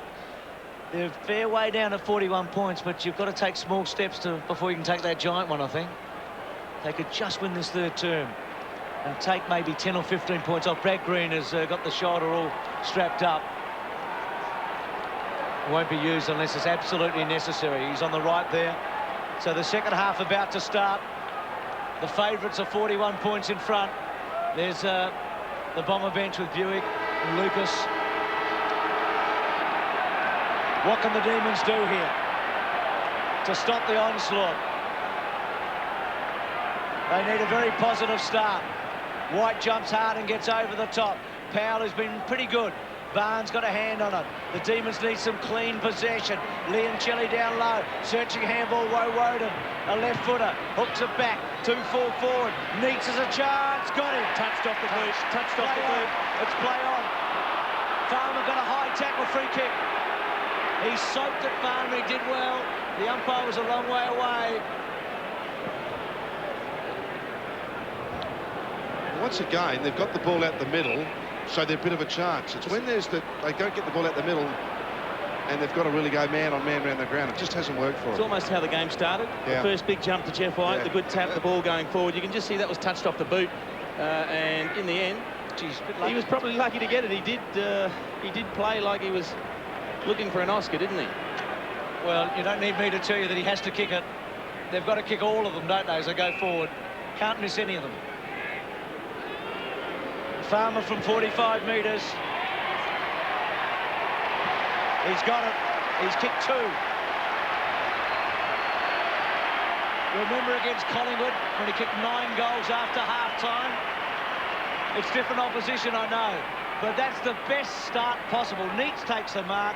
Farmer might have got a lucky free kick, but at least he kicks his 2nd. And as I said before, Jeff Farmer has kicked 2 goals from 3 kicks. At the end of the day, if he kicked 2 or 3, if the ball's not going to get down there, he's going to do his job. Gee, they need a lot more ball down there, that's all. Plenty happening between Mark Johnson and Jeff Farmer too, and the Wiz, he gives as good as he gets. Have a look at the verbal stoush going on there. Well, let's go back to the middle. Important out of the centre. When White gets a hand to it and they can win it clear, they're a big chance. And the Wiz are still blasting away each other, with Johnson. Dustin Fletcher and David Neats trying to get between them. They are going nose to nose. Barnes wins it, but it's a little topo go to the middle. Eventually the hurried high kick is by Masidi down towards the half-forward. Now watch Ramanauskas. He got caught, but he managed to get it away towards Lloyd. Partly smothered off the boot. Plough will be the call. It's a high tackle. It will come back. McDonald will clear. He gives it off to Travis Johnston. Johnston to Leoncelli, who's on the half-back line.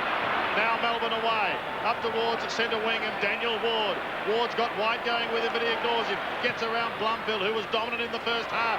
Kicks up towards the half-forward line. Fletcher took his eye off it. Farmer's there, but he could have given away a free kick.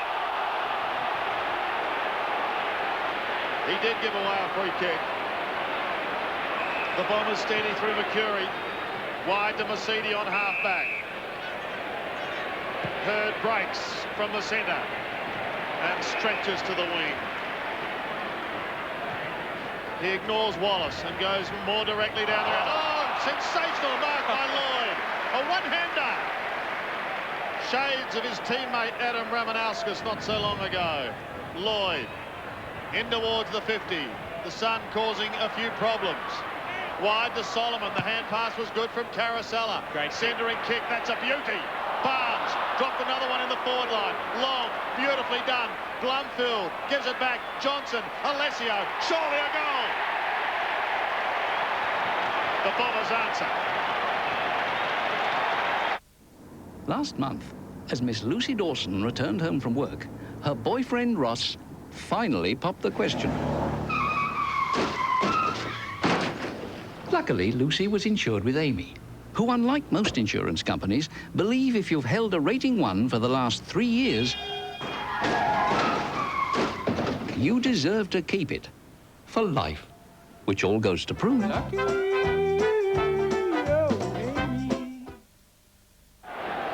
Great teamwork by the Bombers. Long so clever. 11-16 to 6-5.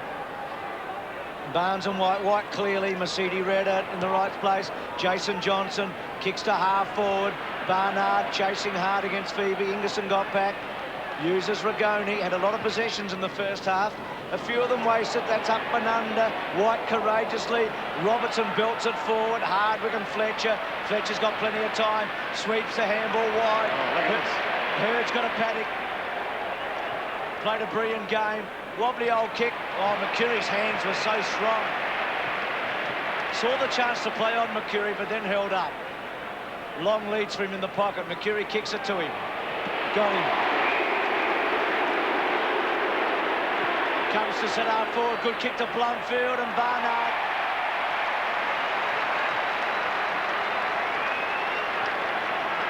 Just too strong around the ground now, aren't they? Everywhere where you look.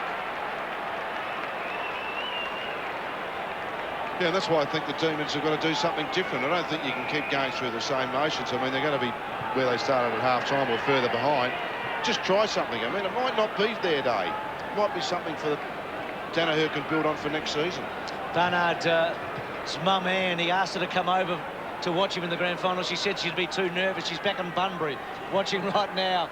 She'd be proud of Paul because he's kicked 2 goals already. So would his dad, David, who played for East Perth as a rover, and he's kicked 3.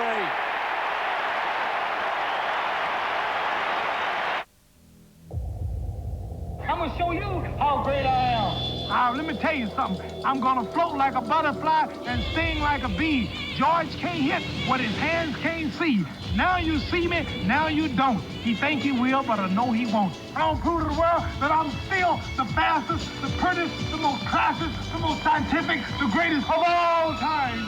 I am the greatest.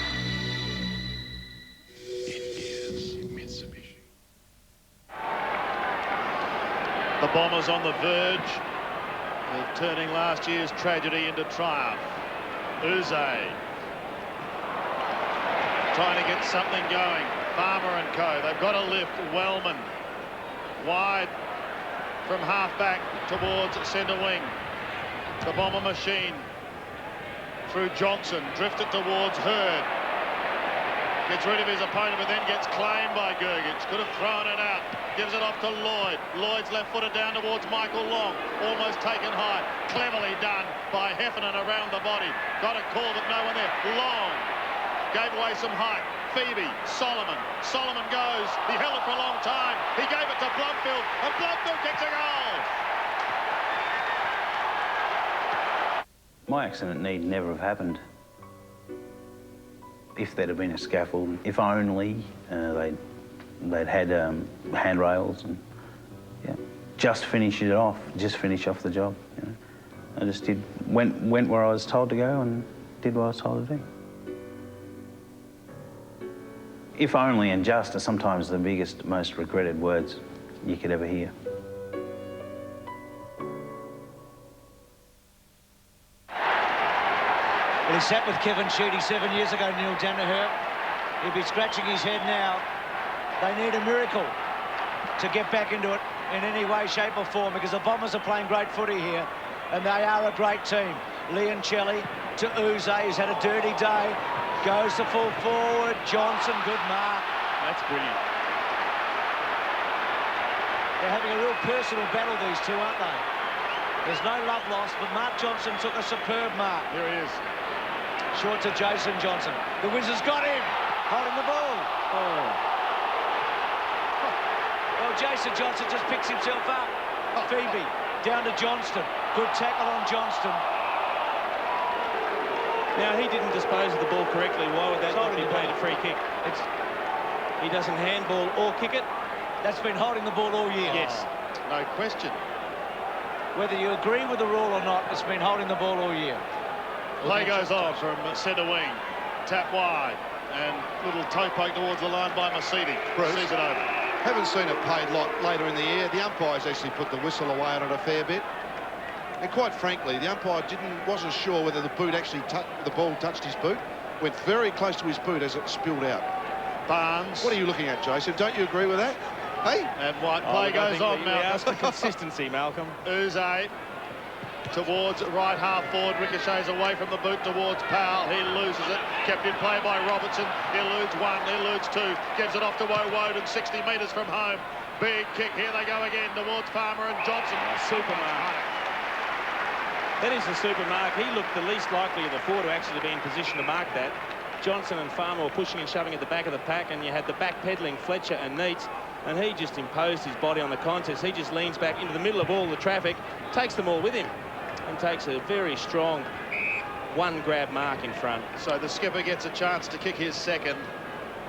His only goal coming in the second quarter.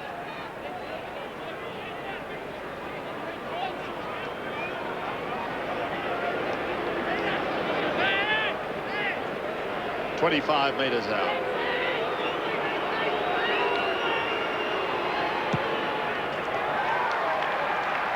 Leeds gets the goal. He gets his second, and Melbourne's second for the quarter. Jet Farmer getting the other.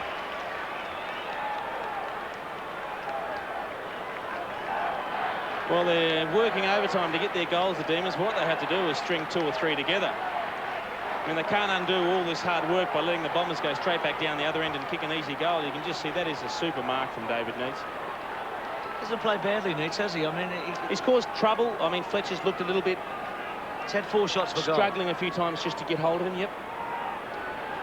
13-16 to 7-5. It's still a lopsided board. It's double the score still for the Bombers. 94 to 47. The Demons have been okay out the centre. Leoncelli's quick kick the forward. Neitz out the back. Nobody crumbing. Solomon's been terrific. Does he find the line? Yes. Gee, for a young bloke, he's very cool doing Solomon. He just always does the right thing. So at about 45 metres, Prime Minister of Australia, Honourable John Howard in the middle there, enjoying the afternoon at the Melbourne Cricket Ground. Barnes over the top. Masidi, Hurd, still Hurd. Oh, James. He's gone. Yeah, good call. He just took on one too many, I think. Powell's actually kicked a goal, it won't count. Well, you can see he was in some pretty heavy track. He evaded 1, 2, 3, and I think the third or fourth caught him, and he didn't dispose of the ball correctly. He had 3 prior opportunities. I think that was fair enough for holding the ball. Well, you're happy with that one, Mel? Happy with that one, boys. Happy. Settling down off the ball here. And Bruce, while that was happening, Alessio left the ground. Lucas back on. So they've been pretty accurate in this quarter, the Demons. Robertson, a goal kicker. Not an easy shot. Plugger and Dipper have talked about the conditions. 45 metres out. Pretty good kick. He's kicked it. They stay with a rough chance. Welcome to Telstra, this is Dean. How can I help you? We've got a whole range of products and services. We have stuff like, Message Bank. A lot of customers have the internet these days and they're tying up the line. Message Bank's great there. You won't miss any of your calls while you're playing around on the net. If there's more than one person calling in at once, we can take all those calls at once. It's only $5.50 for the month, and you can use it as much as you like. Give us a call, I can help you. Thanks for calling Telstra. Bye. At half-time, the margin was 41 points. But still, 41 points. Barnes copped a push. He's got the ball from the middle. Against Leoncelli.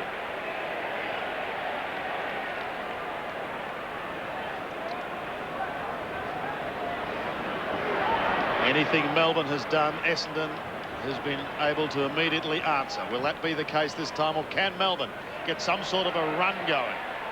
Up towards the 50. Uze, a high clearing kick, goes back towards the half-back line. Heffernan's waiting down. He's still going, Heffernan. Wobbles a little one, just inside 50 once more. They pounce on it. Barnard tried to lock it up. Powell gets the hand pass wide. Once again, it's locked away. Uze, through heavy traffic, comes back towards centre wing. Chopped off by Solomon. been very good. Can go towards Barnes on the outer side or even further. And elects to go further, finding Barnard. He's been good with 3 goals, 2 in the second quarter.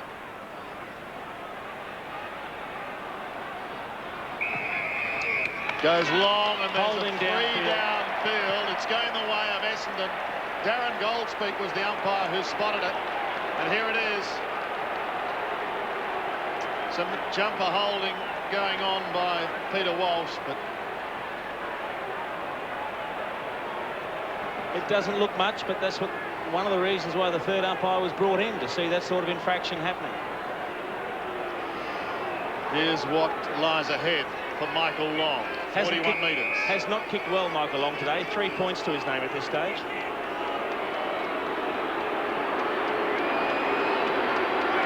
From 45.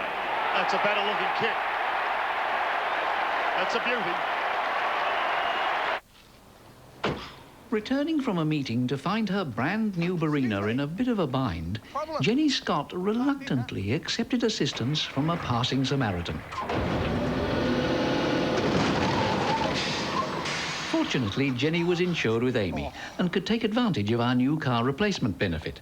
And in less than a week, she found herself in another brand new Barina, which all goes to prove. Lucky.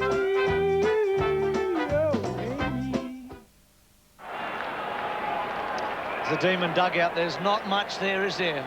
With all due respects. There's a blood rule here. Stephen Powell. So Stephen Phoebe to come on. Actually, youngsters Bruce and Green against Carlton were the ones that turned it in the last quarter. They're not going to be part of this. Absolutely, with Bruce not playing today, Beams coming in for him, and Green out of business. So Stephen Powell with a nick. Bombers are up to 100 points.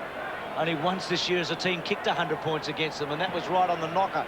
Collingwood on Anzac Day. So there's just so many things at the moment that are suggesting that it's going to be a huge Essendon win. But Melbourne have just got to keep running, pushing forward, and trying to score.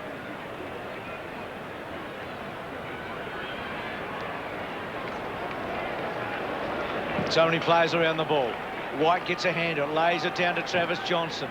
Up and under, gets the ball to centre half forward. Nobody can get a crack at it from Melbourne's point of view, and Hardwick takes a very easy mark. Someone has to at least make a contact. Well, I don't understand why Schwartz is playing centre half forward. He's nowhere near there. Surely that's the place to play. Poor kick by Ramanauskas. Liam Chilly came in late. Johnson's kick's a good one. Uze at last starting to find a bit of the footy. Good kick out wide. Walsh might have hurt himself a bit in the run down the ground and then turning around in a hurry. Robertson by himself. He's come across to him, Dipper. Can Robertson... Oh, he's taken a beauty at the back. I've got to tell you, when he approached that ball, I thought all he was going to do was give a free kick away for pushing in the back. And at the last minute, at the very last minute, he somehow just elevated himself. Look, he touched him on the back with his hand, but he didn't use the hand to get the lift up. That was just to set the point where he was going to take off from. That's a spectacular mark. It's a beauty, all right. He kicked late goals against the Kangaroos when the match was basically over, but he's kicked 1 goal in this quarter from a similar position, slightly tighter angle, about the same distance out. We're right behind him. It needs to come back, and it's not going to. So it's a bad hook there. So he looked like he got too close to the man on the mark when he kicked there. Margin of 46 points.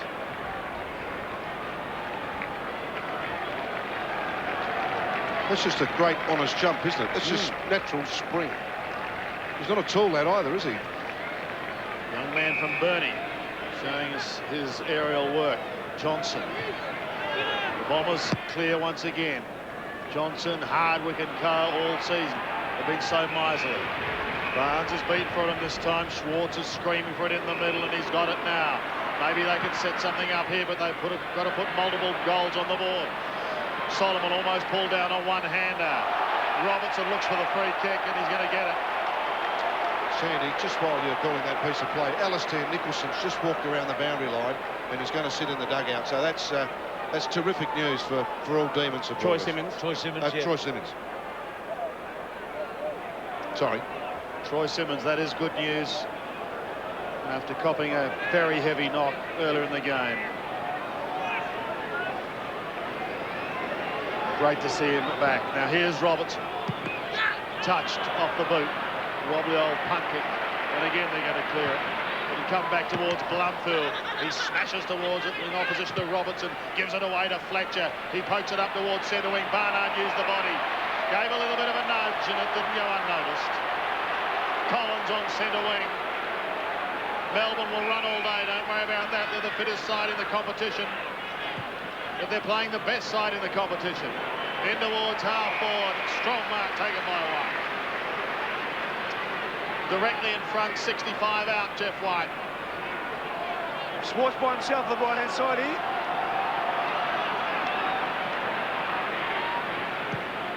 He elects to go to the other side. Neitz has got to make ground rapidly, and he doesn't get there. Wellman, steadying mark. Can I just say, why would David Neitz be out in the pocket when he's the tall man option? It's strange, isn't it? It's just the position in the forward line. Long gives chase on Daniel Ward, who's victorious on that occasion. Back towards Wallace. Took one of the greatest marks he's ever taken in his career earlier today. That's got to be a free kick to Essendon. It's not going to be paid. Long is at the back. Long is very good. Gets caught, goes over the top to Heffernan. It needs to sit nicely. It doesn't. He's taken to the line by Leoncelli. And we're going to throw in the Bombers' right forward pocket.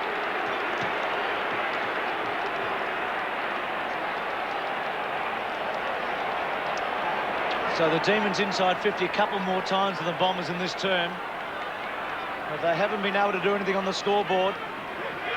Ingerson down to Leoncelli, squeezes it out, up the centre wing. Punched on by Rigoni. Rigoni gives chase. Wellman, well done by Solomon to provide a shepherd. Good kick down the line to Heffernan. They run on now, the Bombers. Heffernan kick to centre half forward. Disappointing result. Just been a bit sloppy, the Bombers, in the last couple of forward moves. Good kick by Collins. Into the centre. Oh, Leoncelli gets a high one. But Mercedes did hold him up. Anthony McDonald, I should say. To Johnston. Good kick. Schwartz, outside 50. Goes back to Phoebe. Phoebe to the pocket to Farmer. Now Farmer will try and turn his man inside out, but he goes to ground. Warcroft coming on for the Bombers for the first time, I think, today. Just replaced Lucas there, Bruce. So Melbourne in attack. They've had their fair share of it in this term. Barnes and Schwartz. Schwartz at the back. Back to Schwartz. He's got some space. He's a big man. He can kick a big ball. It's going and going and going. It's a goal. Post. Hit the post. Just at the last moment. It was a terrific effort.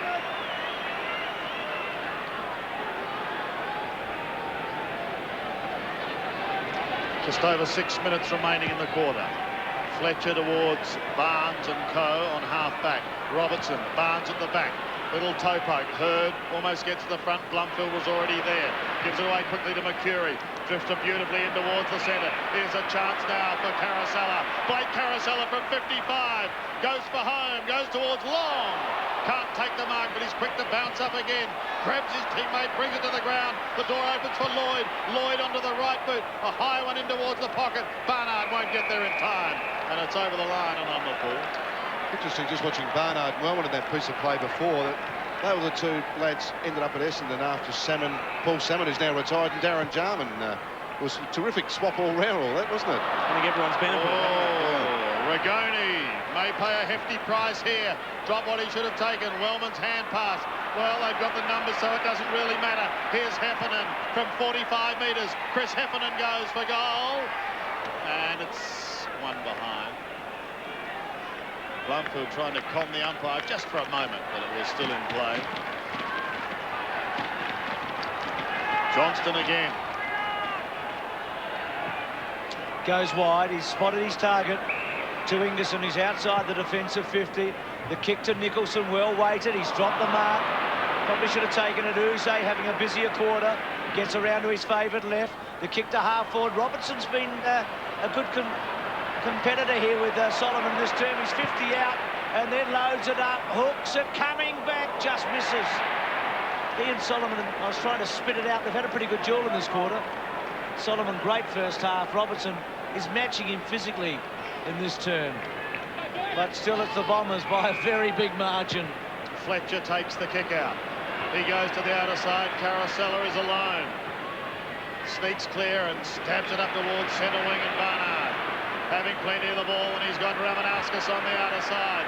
Adam Ramanauskas short, and it's effective. The Bomber machine starting to build again. Mercedes short towards Moorcroft. It's come unstuck. They persisted with perhaps going one too many as far as the short game was concerned, and Phoebe comes away towards the right half forward. It bounces nicely for Schwartz. He's caught. He's lost it. Well, he actually broke the tackle in the end there, and he didn't take any longer than a couple of other players have been given to break the tackle or dispose of the ball today. Hurd ambles towards centre wing. Looks again towards the 50, and as it's smashed towards the line, Moorcroft keeps it in play. He's just come onto the ground. Gary Moorcroft goes for goal and goes across the face of goal, failing to trouble the scorer. See, it's just got a bit sloppy, both teams now, haven't they? They're just not quite finding the targets as tiredness just starts to get in. All of them now be looking for that three-quarter time break. Mercedes come off the ground and Buick on. Thanks, Dipper. So Buick on, Johnston short to Gergic. The Demons come out. Powell run down. Terrific tackle at the back, coming from Heffernan. Barnes out wide to Carosella. Carosella wider still to Barnard. Barnard's floating kick to fall forward. Lloyd nearly took a beauty. Buick waiting for it. Still with Boris. Buick's handball. Moorcroft. Moorcroft's handball not going anywhere. Gergic has to jump over an opponent. Doesn't get anywhere. Boundary throwing. Fair pressure.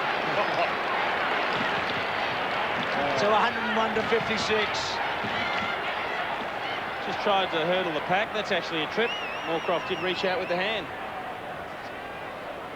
Still in the danger zone as far as the Demons are concerned, and Buick tries to smash it back inboard. Buick and Moorcroft, fresh legs on the ground.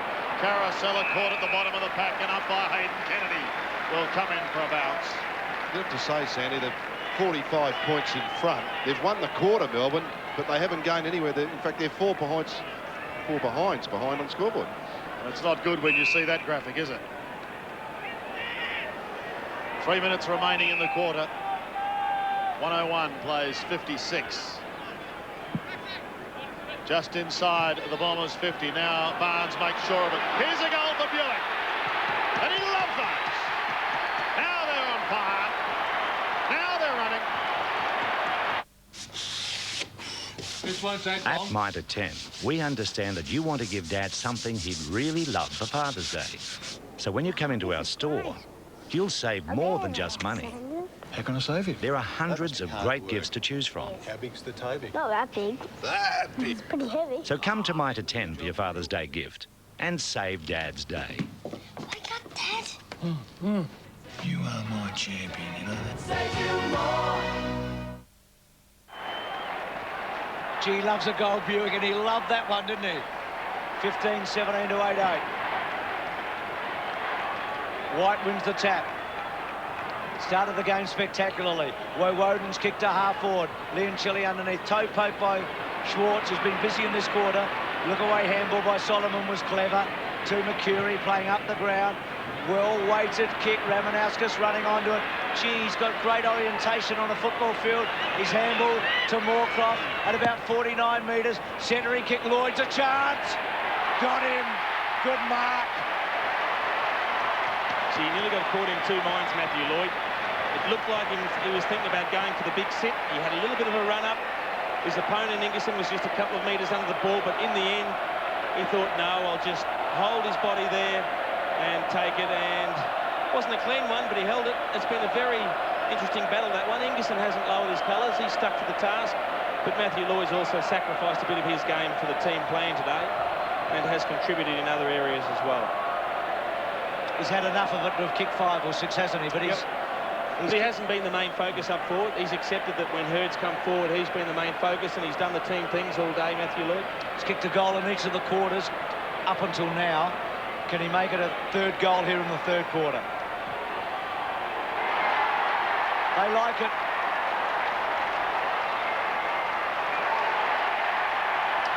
So Lloyd kicks 3.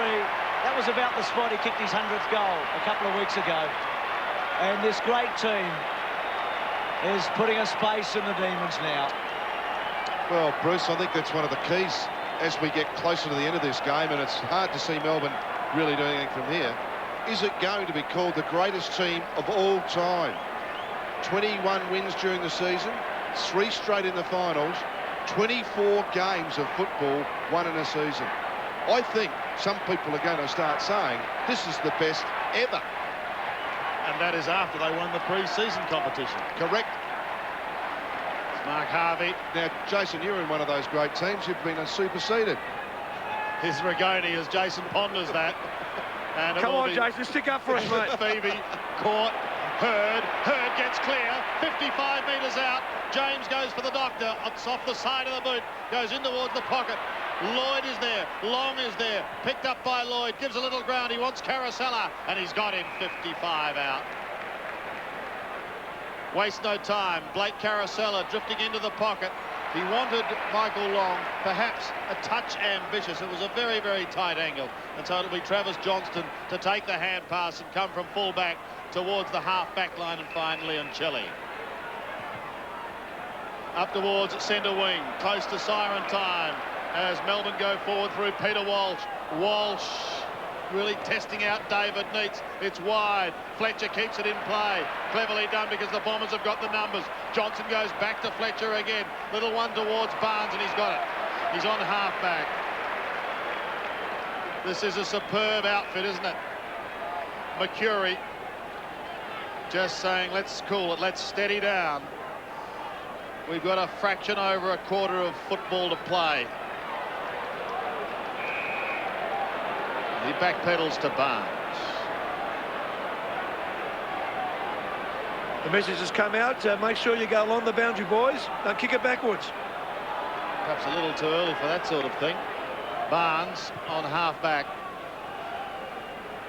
Goes towards Barnard and co. He got his hands to it. Ramanauskas had it spent maybe a fraction too early.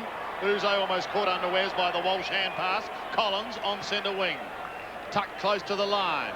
Keeps it in play before it is smashed towards Farmer. His kick is partly smothered, and we've got a throw-in.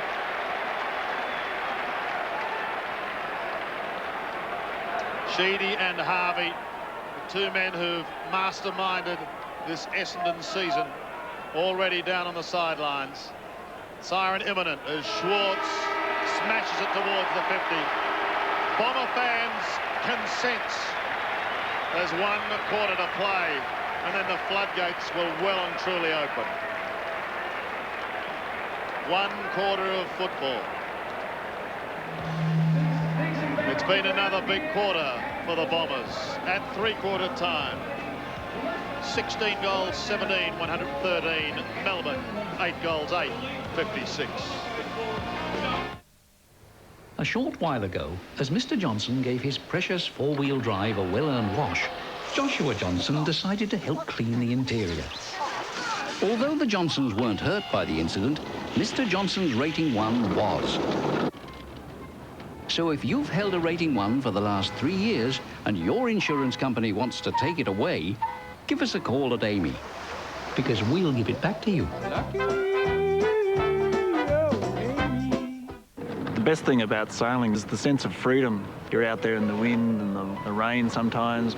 I sail in open competition against everybody. No one can tell that I'm disabled or in a wheelchair. It's just normal, and that's the beauty of it. Well, the Paralympics in your home country I think is got to be the ultimate. To compete on that stage here in front of a home crowd would be sensational.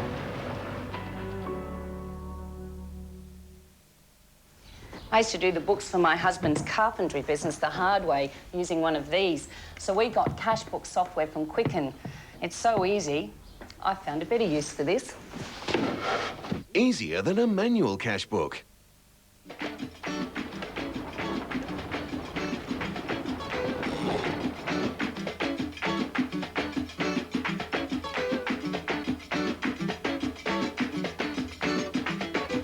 How beautiful could I be? How beautiful could I be? Could I be me? Could I be me? Could I be me?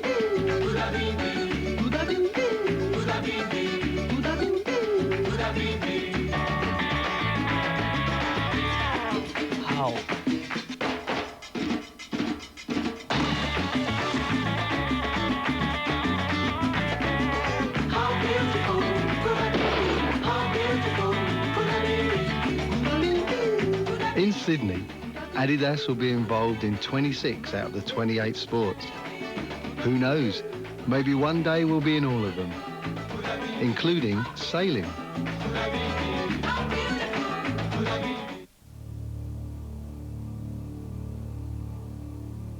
Well, I mean, I've always thought he's clever, but I'm his mother. I remember the '56 Olympics when they were held in Melbourne. I remember going off to the theatre to see them at Movietone News, I think it was. He's done very well since he first started work at the PMG as an apprentice technician. It's, you know, a big commitment for him, and he and all his team and everybody at Telstra. He told me the other day that there'll be at least 4 billion people watching the Olympics from all around the world, 200 countries, I think. I'm very proud of Alan, as we all are, or his whole family, and also just a little bit amazed.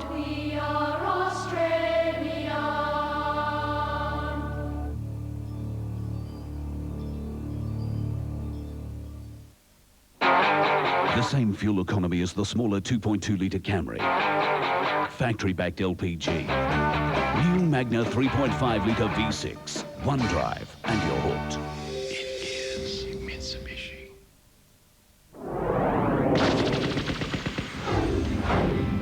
Almost taken high. Cleverly done by Heffernan around the body. Got a call, but no one there. Long. Gave away some height. Phoebe. Solomon. Solomon goes. He held it for a long time. He gave it to Blundell. And Blundell gets a goal. They've won every quarter, the Bombers, and they did it again there after the Demons kicked an early goal. But it's 16-17 to 8-8. Barnard, Lloyd and Carousel at 3. Such an even team performance again today.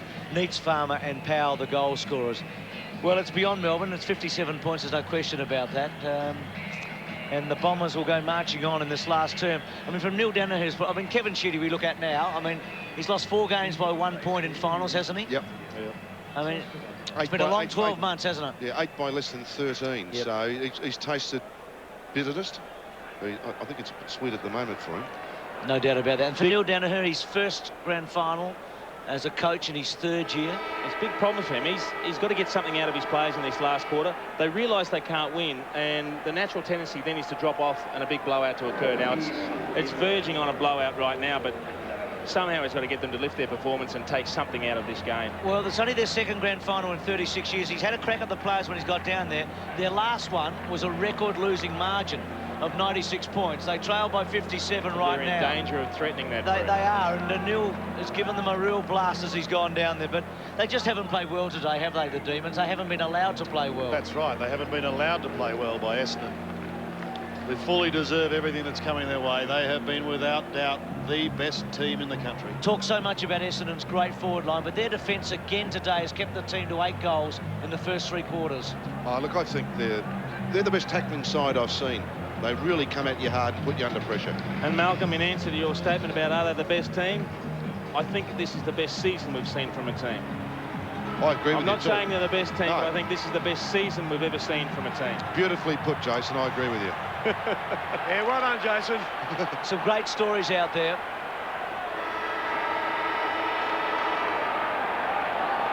The Bombers surely home here.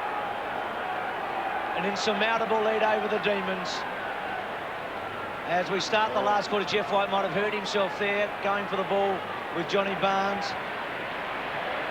Mercury comes out wide to half forward. Collins at the back. Blumfield over the ball, paddles it forward. Woden started promisingly enough, but it's dried up a bit for him. Comes wide. Travis Johnston kicks to centre wing. Schwartz and Wallace. Wallace has done pretty well, and he belts it away to the line. James Hurd said this week he's the most respected player at the club. Now here's White. Oh boy. May have just had his arm whipped back against the natural motion there. Yeah, Hurdy said about Wallace, he's had a tough time off the field, but he's the most respected player at the club. Rigoni's handball to Woden. Is effective, and it allows Woden to kick in towards the forward line. Great mark. Magnificent diving mark by David Neitz. He does have super hands, David Neitz. I mean, that is almost like a goalkeeper in soccer. He's diving horizontally and just took it clean as a whistle. has 2 goals already, 1 in the second, 1 in the third. And there's the angle that he has in front of him. Not easy from this pocket. Needs for number 3. Starting it well right, and it's drifting away into the outer pocket, pushed over the line.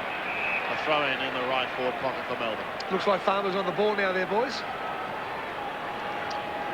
Look at this again. Just throws himself Stretched sideways. to the limit, and that's a mighty dive and a mighty catch. From David Neitz. Barnes doing the ruck work from behind. Flick down in front and waiting there. Mark McCurry, solid as a rock. They're very good at peeling one bloke off, aren't they? Just to fill up that hole, and then they switch play. This is just perfect the way Essendon play footy. He gives it to Hurd. James Hurd looks towards centre wing. It passes Carosella. Blumfield is there as well. Carosella will get another crack at it. Ricochets off his knee and bounces over the line. So into the final quarter. People at this stage will be starting to think, who will win the Norm Smith medal? Malcolm, you're one of those people voting. You'll be thinking about it as Johnston gets caught by Heffernan. Heffernan dropped it like a hot potato. Ragone right in his hammer. Farmer there as well, claimed by Ramanauskas. Farmer trying to get out the back door. Blumfield, Barnes, Carosella eventually towards Barnard. Through the weight of numbers, they get it down towards Lloyd. Watch out because Long is lurking in that area too. Lloyd gives the hand pass away. They're running out of room. They've run out of room. He's taken over the line and we've got a throw in. Interesting to see Shane Woden and James Hurd going head-to-head in this quarter. Neil Danaher's probably just given him the challenge of getting something out of this quarter against the best player in the competition. And what about John Barnes? 3 losses at Geelong, heading for 1. Amazing. He finally shakes you off his back, Malcolm. Oh, hang on. Here's he had to go. Here's he had to go after me. Lloyd doing the ruck work. Walsh get the hand pass away. Ward, Phoebe. Phoebe taken to the line by Buick. Fresh man on. He's only played a bit of the last quarter. Hurd bending it in towards full forward. And the second attempt mark taken by Beams, not paid. We have got to throw in. Beams asked the question, why wasn't it paid? Entitled to ask the question too, I would have thought, Sandy. First time he's touched it, the youngster who came in for Cameron Bruce today. Had so much trouble early when the pressure was on with these kick-outs, didn't they, the Demons? Just couldn't find a way. Phoebe to Nicholson, good mark at the back. Quickly plays on, puts Powell under pressure. Carosella doesn't waste too many. To Heffernan, finds some space. Great kick to Long. That is just an extraordinary piece of individual work from Heffernan. I mean, to put himself in the right position to receive the handball, then to dummy around the player, accelerate through a gap, and then just to deliver to the leading Long. That's very skillful play. Michael Long from the pocket. He's kicked 1-3. He's played a little cameo roll up forward. As he hooked it back, he's at the post. He's missed a couple in close today, hasn't he? 1 goal 4. Well, Ian Scotty Lucas between them have got 1-8. Yeah.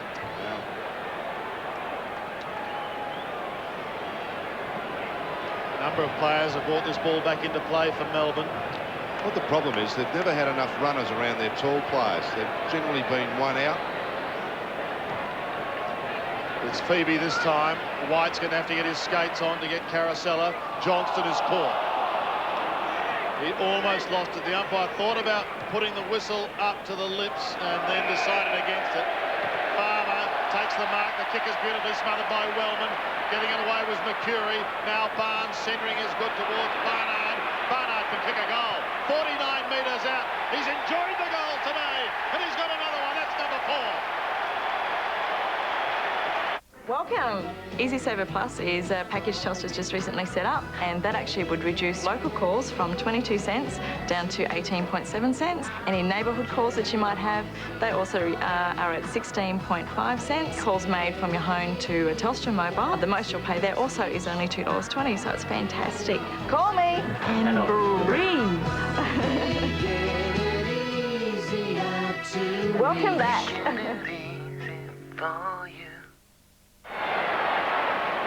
Kevin Bartlett, who kicked 7 in the grand final in 1980. A legend. Yes, a legend this year, officially. So Barnard with 4. Hurd keeps on getting it. It's a celebration now, isn't it, of this Essendon football team. Oh! Buick, beautiful kick to Lloyd.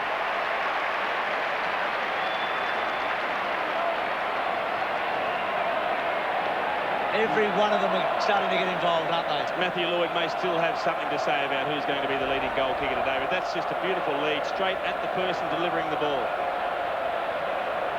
So Lloyd right on the 50. 109 goals. Make that 108 goals so far this season. He's had a wonderful year.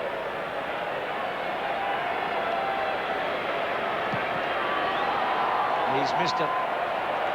As Plugger and Dipper told us a couple of times, it is not the easiest stone to kick from a long way out. Sean Denham, who was cheered off the ground at Whitney Hill last night, his final training run with the Bombers, played in the 93 Premiership team. 186 game veteran, didn't quite make it to the 200 club, but has been a fantastic player. Started with Geelong. Geez, been good Blundfield today. And here he is now.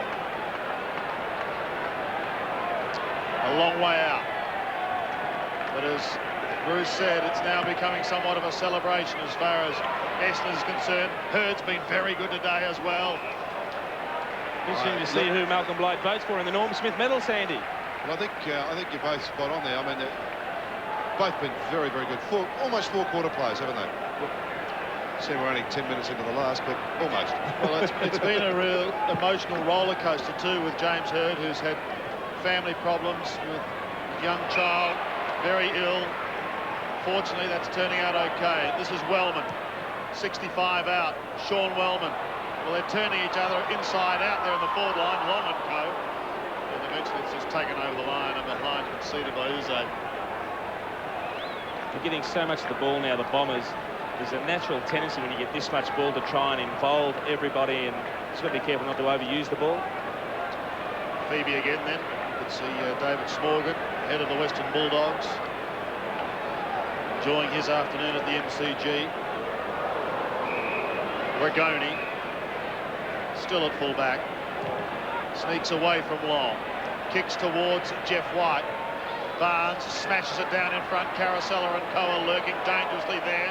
Heffernan gets caught, pokes it out eventually. Melbourne have the numbers for the moment, but Barnard has the pace. Paul Barnard is having a field day.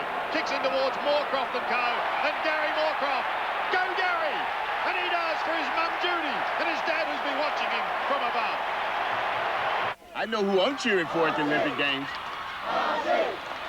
Ozzy! You did? But when Australia wins, I win. With every burger or muffin purchase at McDonald's, you get this game card. Scratch and reveal an Olympic event, and if Australia wins any medal in that event, you win a Big Mac. All right, great! Plus, you could win a car, a holiday, a mobile phone, a PlayStation, or McDonald's food prizes instantly. Because when Australia wins, I win. Come on, baby, come on! They're all going to have something to talk about tonight, aren't they? They're all chipping in left, right and centre, these great Essendon players. And the margin's up to 72 points already, Bruce. The record is 96. Jason and Dipper's team belted the Demons in 1988. Fletcher to Wellman. It's a bit behind the play. Gee, Fletcher and we're into it, actually. It's a kick to half forward. There's been some wild swings going on with Neitz and Fletcher, and now they're still going on. The ball comes back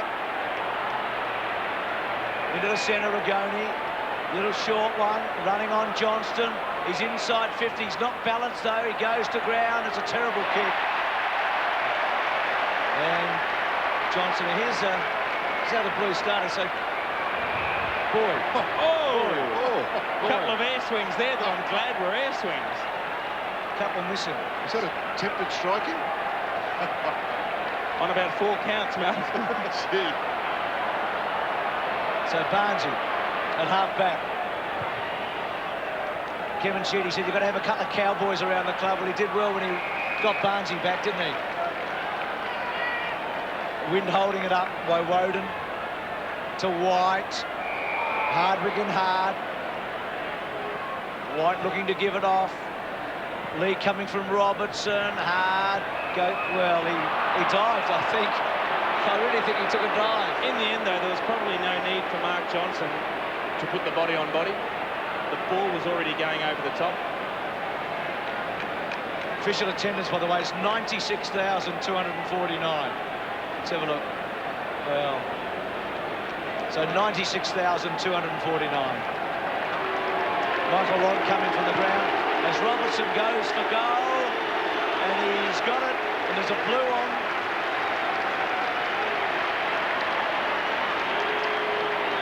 Gergich was in that original blue. There's still a little bit of how-do-you-do going on about that. And from an Essendon point of view, the last thing you want to do is get involved in a fight. I mean, the game's lost for the Demons. They're angry enough to want to go on and carry on with the fight. Nothing to be achieved from an Essendon point of view, because all you can end up doing is costing yourself a couple of weeks at the beginning of next season.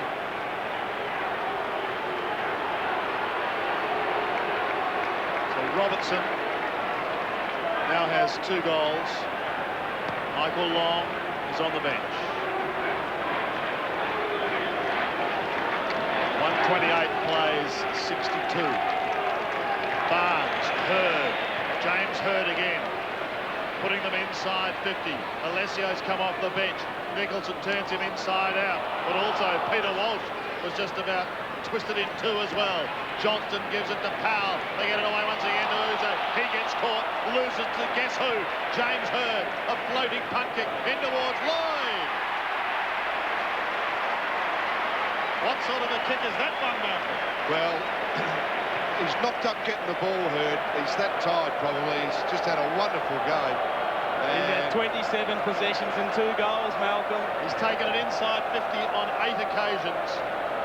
And from the outset, he was the favourite for the Norm Smith medal. And he did it early, Jason. And Lloyd will kick for number 4. To join Paul Barnard as the major contributor for the Bombers. They're on the verge of collecting their 16th premiership flag. Lloyd from 45 kicks the goal. He's got 4. In October. I will clean the shower. We will have the telephone reconnected. In October. I will visit the dentist. I will be a better son. I'll be a better father. I will make time for sunsets. I'll clean up my act. I will get it together. I will make amends in October.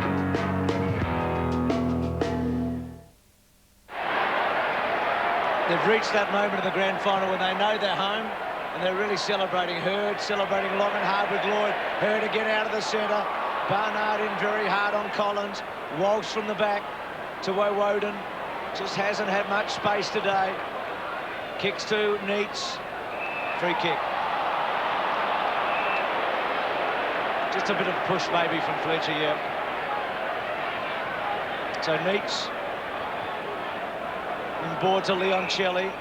Another shorty inboard to Rigoni. Rigoni, big high ball. Now Powell's at the back here. Got him. He was lurking late.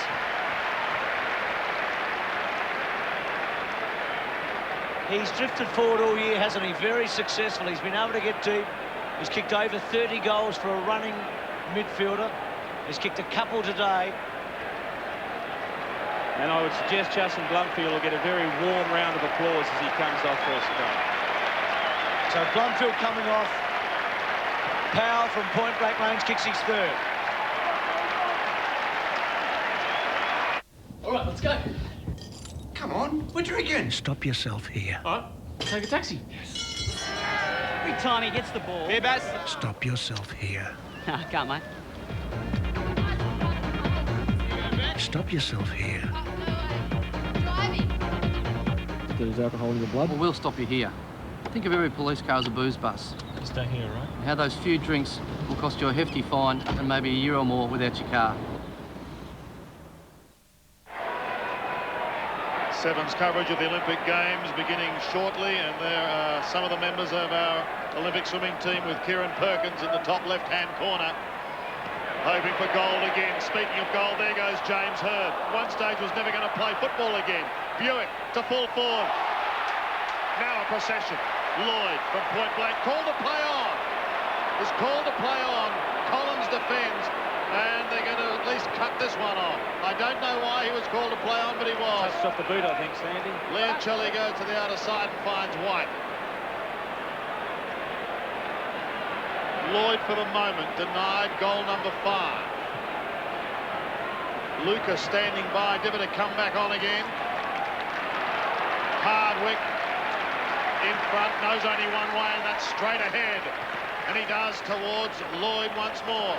Ricochets off his boot to Gary Moorcroft. Moorcroft gives it back to the running Hardwick. Tries to bend it back, but the only one there is Collins. Laterally towards Peter Walsh. Tucked in the back pocket. Lucas just back out on the ground. Barnard! Big flyer! Goes short. Finds Smokin' Joe. Mercedes 65 out. Essendon within 8.5 minutes of celebrating. Lucas could have copped a decent old shove. Well, that's interesting. The free kick's going to go the way of Melbourne. I think after he was pushed out of the contest, he grabbed a handful of jumpers, Sandy. So he picked the second one. Collins from half-back. Just going short. Uze looks towards Rigoni territory, in fact passing him, and finds Schwartz. Schwartz passes in towards Robertson. Took it on the half volley, gave it back to Rigoni. Floating punt kick in towards full forward. Chopped off by Fletcher. The All-Australian fullback comes out wide to another All-Australian this year in Hardwick. To Ramanaskas, who was second in the Norwich Rising Star. To Hird, their champion, at centre wing.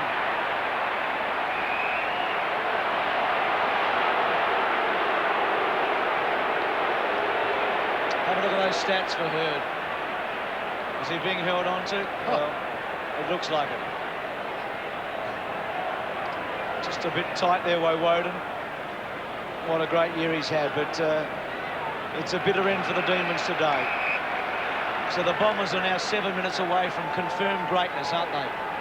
They really are. They needed to win to confirm themselves. Having won 38 now of their last 41 games, it's a remarkable achievement over the stretch. And if any team deserved to have a premiership, it has been this one in the last couple of seasons. They have set the standard for every other team in the competition. Just like some of the other great teams of the past have. So at centre wing, the Bombers still marching forward. Buick, who hasn't had enough of it. He'd like to keep getting kicks right up to the death here.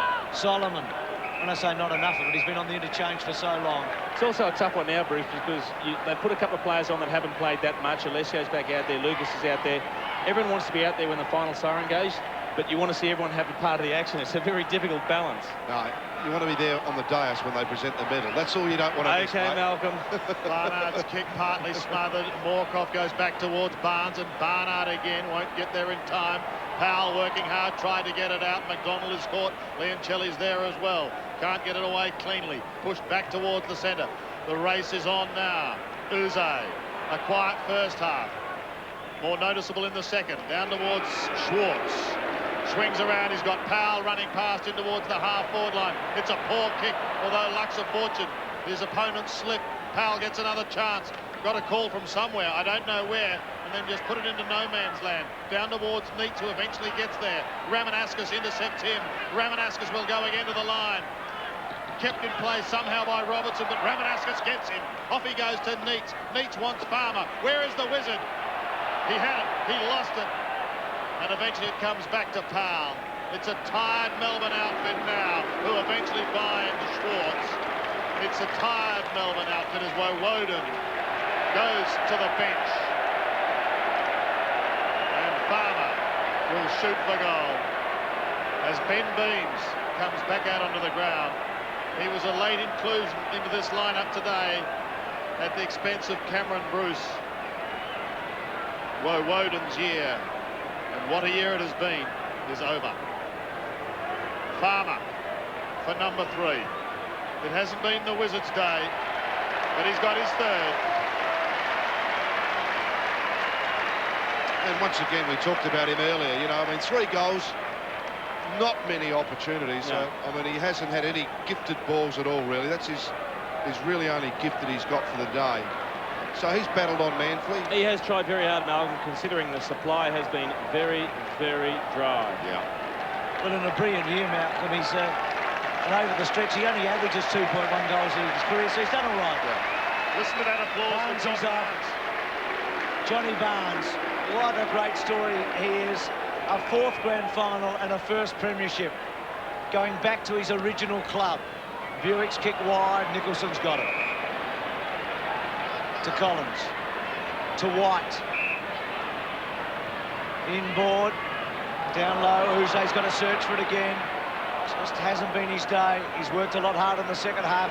Buick on the up was good. Solomon was terrific early. Oh!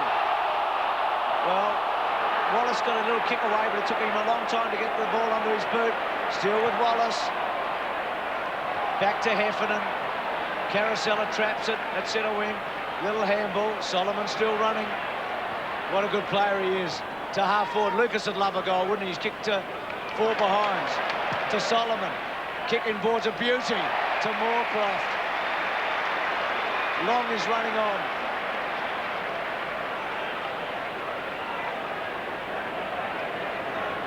So Moorcroft from inside 50.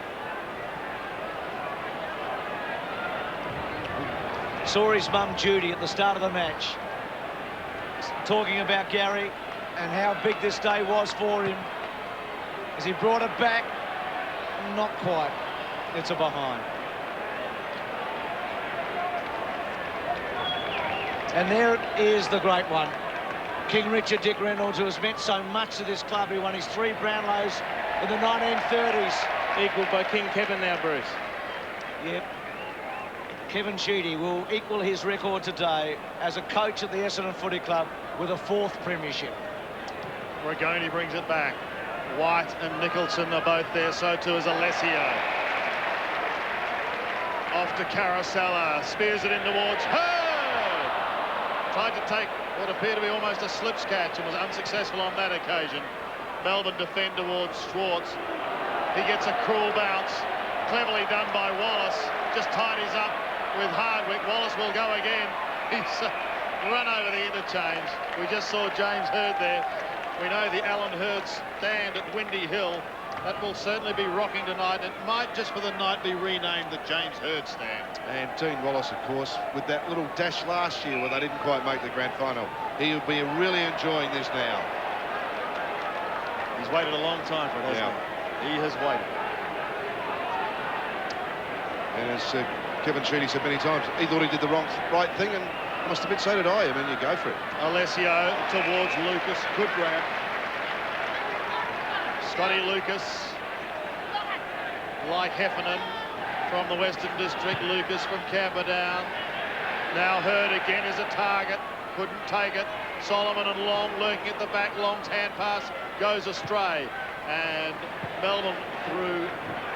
Their defence will find the boundary line on the outer side. But it's almost over for Jeffrey Farmer and his teammates.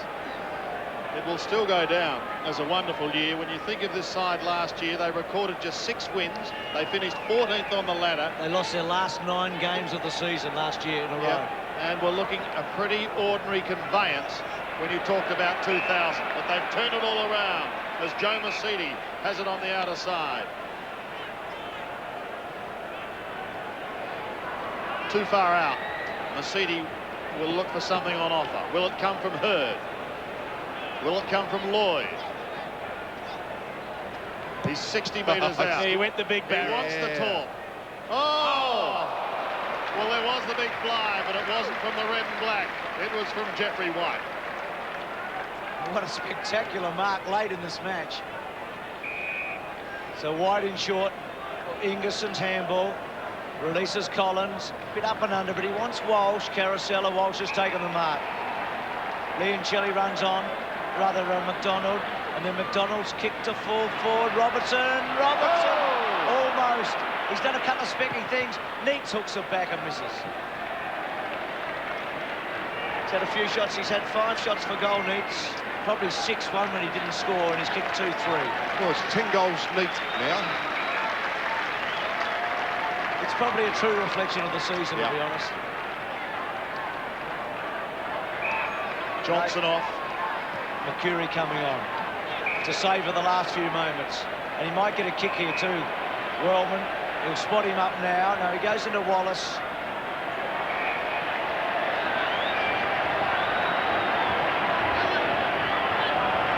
It's about that time, Bruce, when they decide, well, we'll just hang on to it for a while. There's just over 1 minute remaining. Great moment for Sheeds. Nobody deserves it more than this fella. He's been through the ups and downs.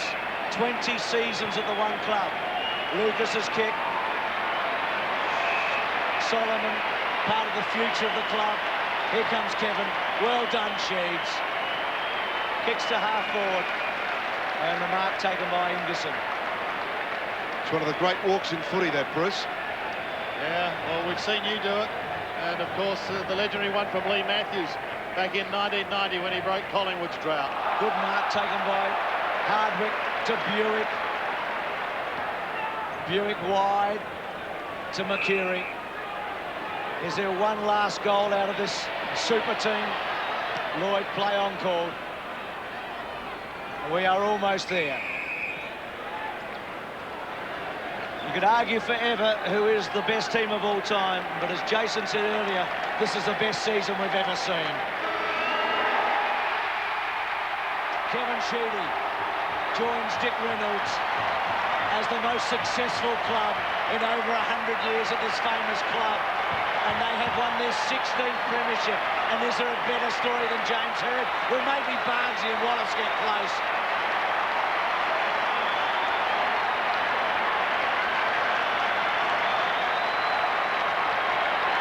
Mighty scenes here.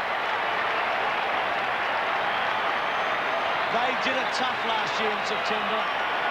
Harder than any other team, there's Dean Rioli. Hopefully his turn will come. It's with Robert Shaw, and there's a tear in the eye.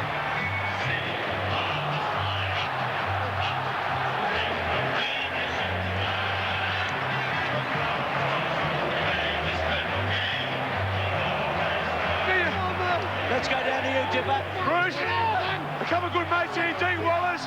Barnesy, we've finally got one there, mate. You've got 3 losses, just tell us about it. Come on. I can't, go and speak. How about you, Dino, mate? That's why you play footy, mate, stuff like this. Yeah, well done, mate. Go enjoy it. Just a true emotion there, Bruce, isn't there? Let's go down to Plugger. Yeah, Paul Barnard in, come off the bench and kick 4 goals. What a great feeling, mate. It's the best feeling ever, Plugger. I mean, worked pretty hard for it all year. Yeah. We've had a lot of challenges thrown at us this year, but to the boys' credit, we stood up and pretty proud at the moment. Oh, mate, it was a great game. Get in there and enjoy it, mate. Well done. Just saw a great moment with Dick Reynolds, and you're seeing it now. Dick Reynolds and Kevin Sheedy. Here's James Hird with Hutto. Thanks, Bruce. James, sensational. It's one of the happiest moments of my life. You know, I don't know how to describe it. It's just great, and the boys played so well, and I can't say much more, mate. You had times when you must have doubted you'd ever get here again. Probably, yeah, but there's always a belief that we'd get here and win it, and you know, this is much better than last time. This is the best football moment I've ever had in my life. Just so we go to the Shane Way Way. Off you go, mate. Well, some legends are out there, aren't they? With Lou Richards, Dick Reynolds and Ron Barassi. And Kevin Sheedy, who so bravely, I think, last year stood there and waited for his players after the prelim final.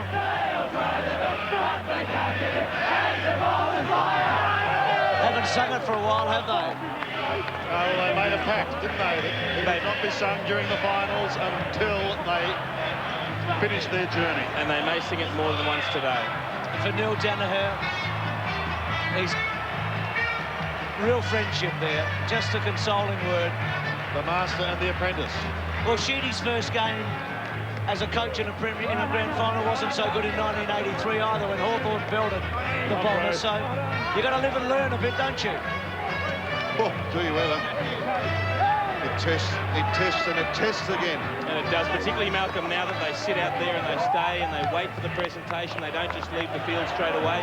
You actually have to sit there, you work out, well, this is really what we're missing. I mean, that hurts. That really cuts to the chase, doesn't it? There's a Melbourne hierarchy. Dipper again.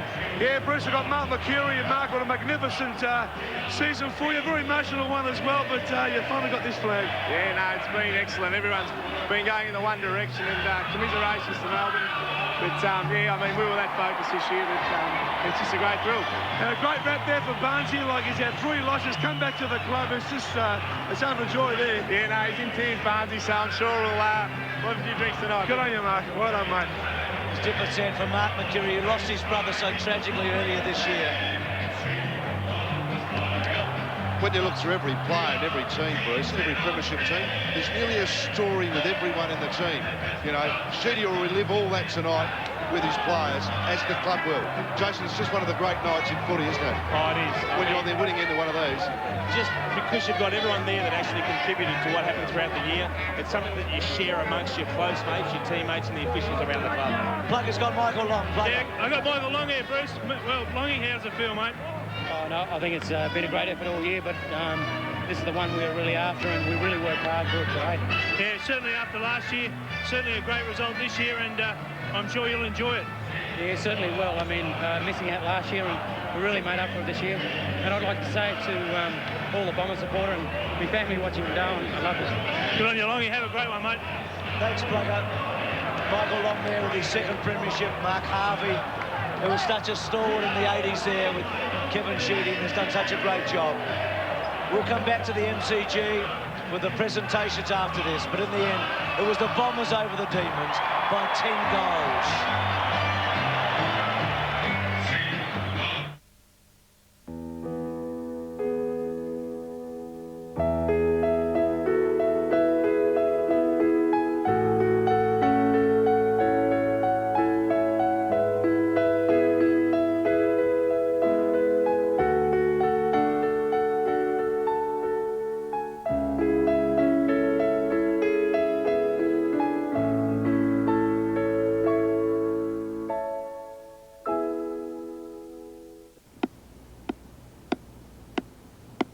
In just 20 minutes, a compact Neo server can get a small business networked and online. All you need is a pair of scissors.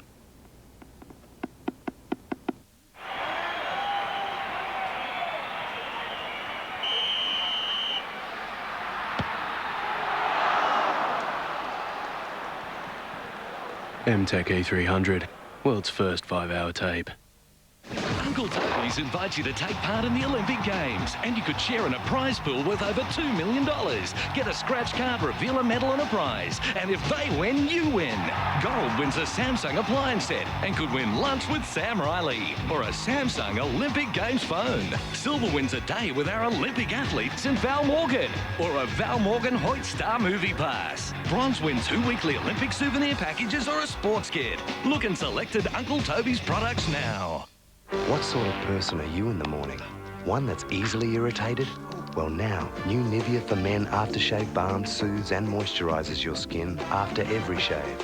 New Nivea for Men aftershave balm for men who dare to care.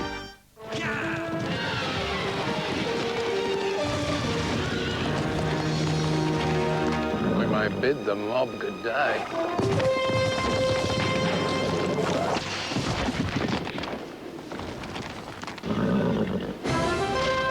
No other four-wheel drive has brought so many Australians back from wherever they ventured. G'day. Land Cruiser, king off the road. Our technology goes to China and back before you can blink an eye. It's like totally breakthrough. But haven't 2 kids in Sweden already invented virtual freeze tag? I'm getting that rash again. Freak. Wouldn't it be smarter to go to hotjobs.com.au and talk directly to a gnarly company on the verge of a public float? Yeah, float it, float it. Now you've got it. And did I mention I have jobs at over 7,000 companies in Australia and overseas at my fingertip? Hotjobs.com.au. Float it. Mate, decaf. Float it. Collect the next in the official 2000 Olympic Torch Relay 16-pin series tomorrow with the token in your paper, the Sunday Herald Sun. Tonight, the simple primate can do what no executive has ever done. two guys, a monkey, and their secret for picking TV hits. Tell me you're a genius. Disney's hilarious premiere. Television provides us with the answers. The Barefoot Executive. Tonight. They discovered a secret that would change the world. But first, they have to survive. I've got him. Keanu Reeves, Oscar winner Morgan Freeman. Who are you? I'm your friend. The electrifying chain reaction. Tonight on 7. Some great scenes here. James Hurd, who actually went over and shook hands with Woe Woden and a number of the other Melbourne players. But that moment they play for, and look at Barnesy bawling there with Kevin Sheedy, who coached him when he started his career back in 1987. And then he went off to Geelong and played in 3 grand finals there. And finally, a premiership player. Well, the players are waiting. It's time now for the presentations and also the naming of the Norm Smith medalists. Let's go down to Craig Willis. Well, ladies and gentlemen, to put your hands together and show your appreciation for the efforts of the Melbourne Football Club, as I invite their captain, David Neese, to the podium to say a few words.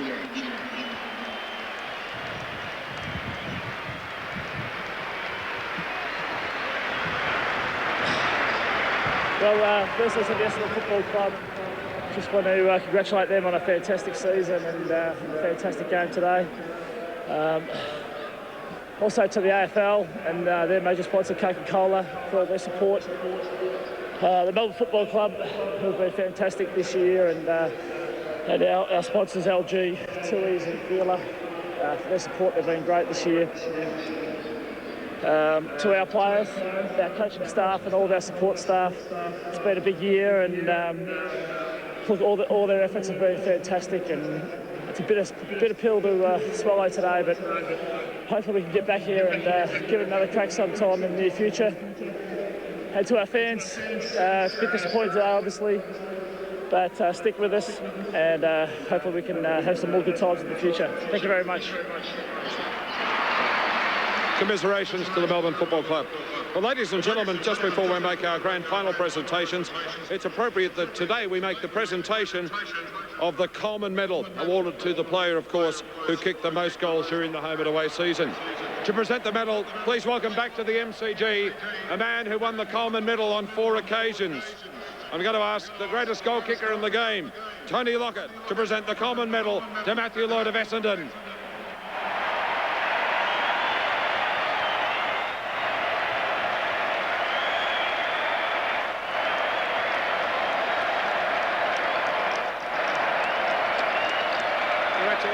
Well done.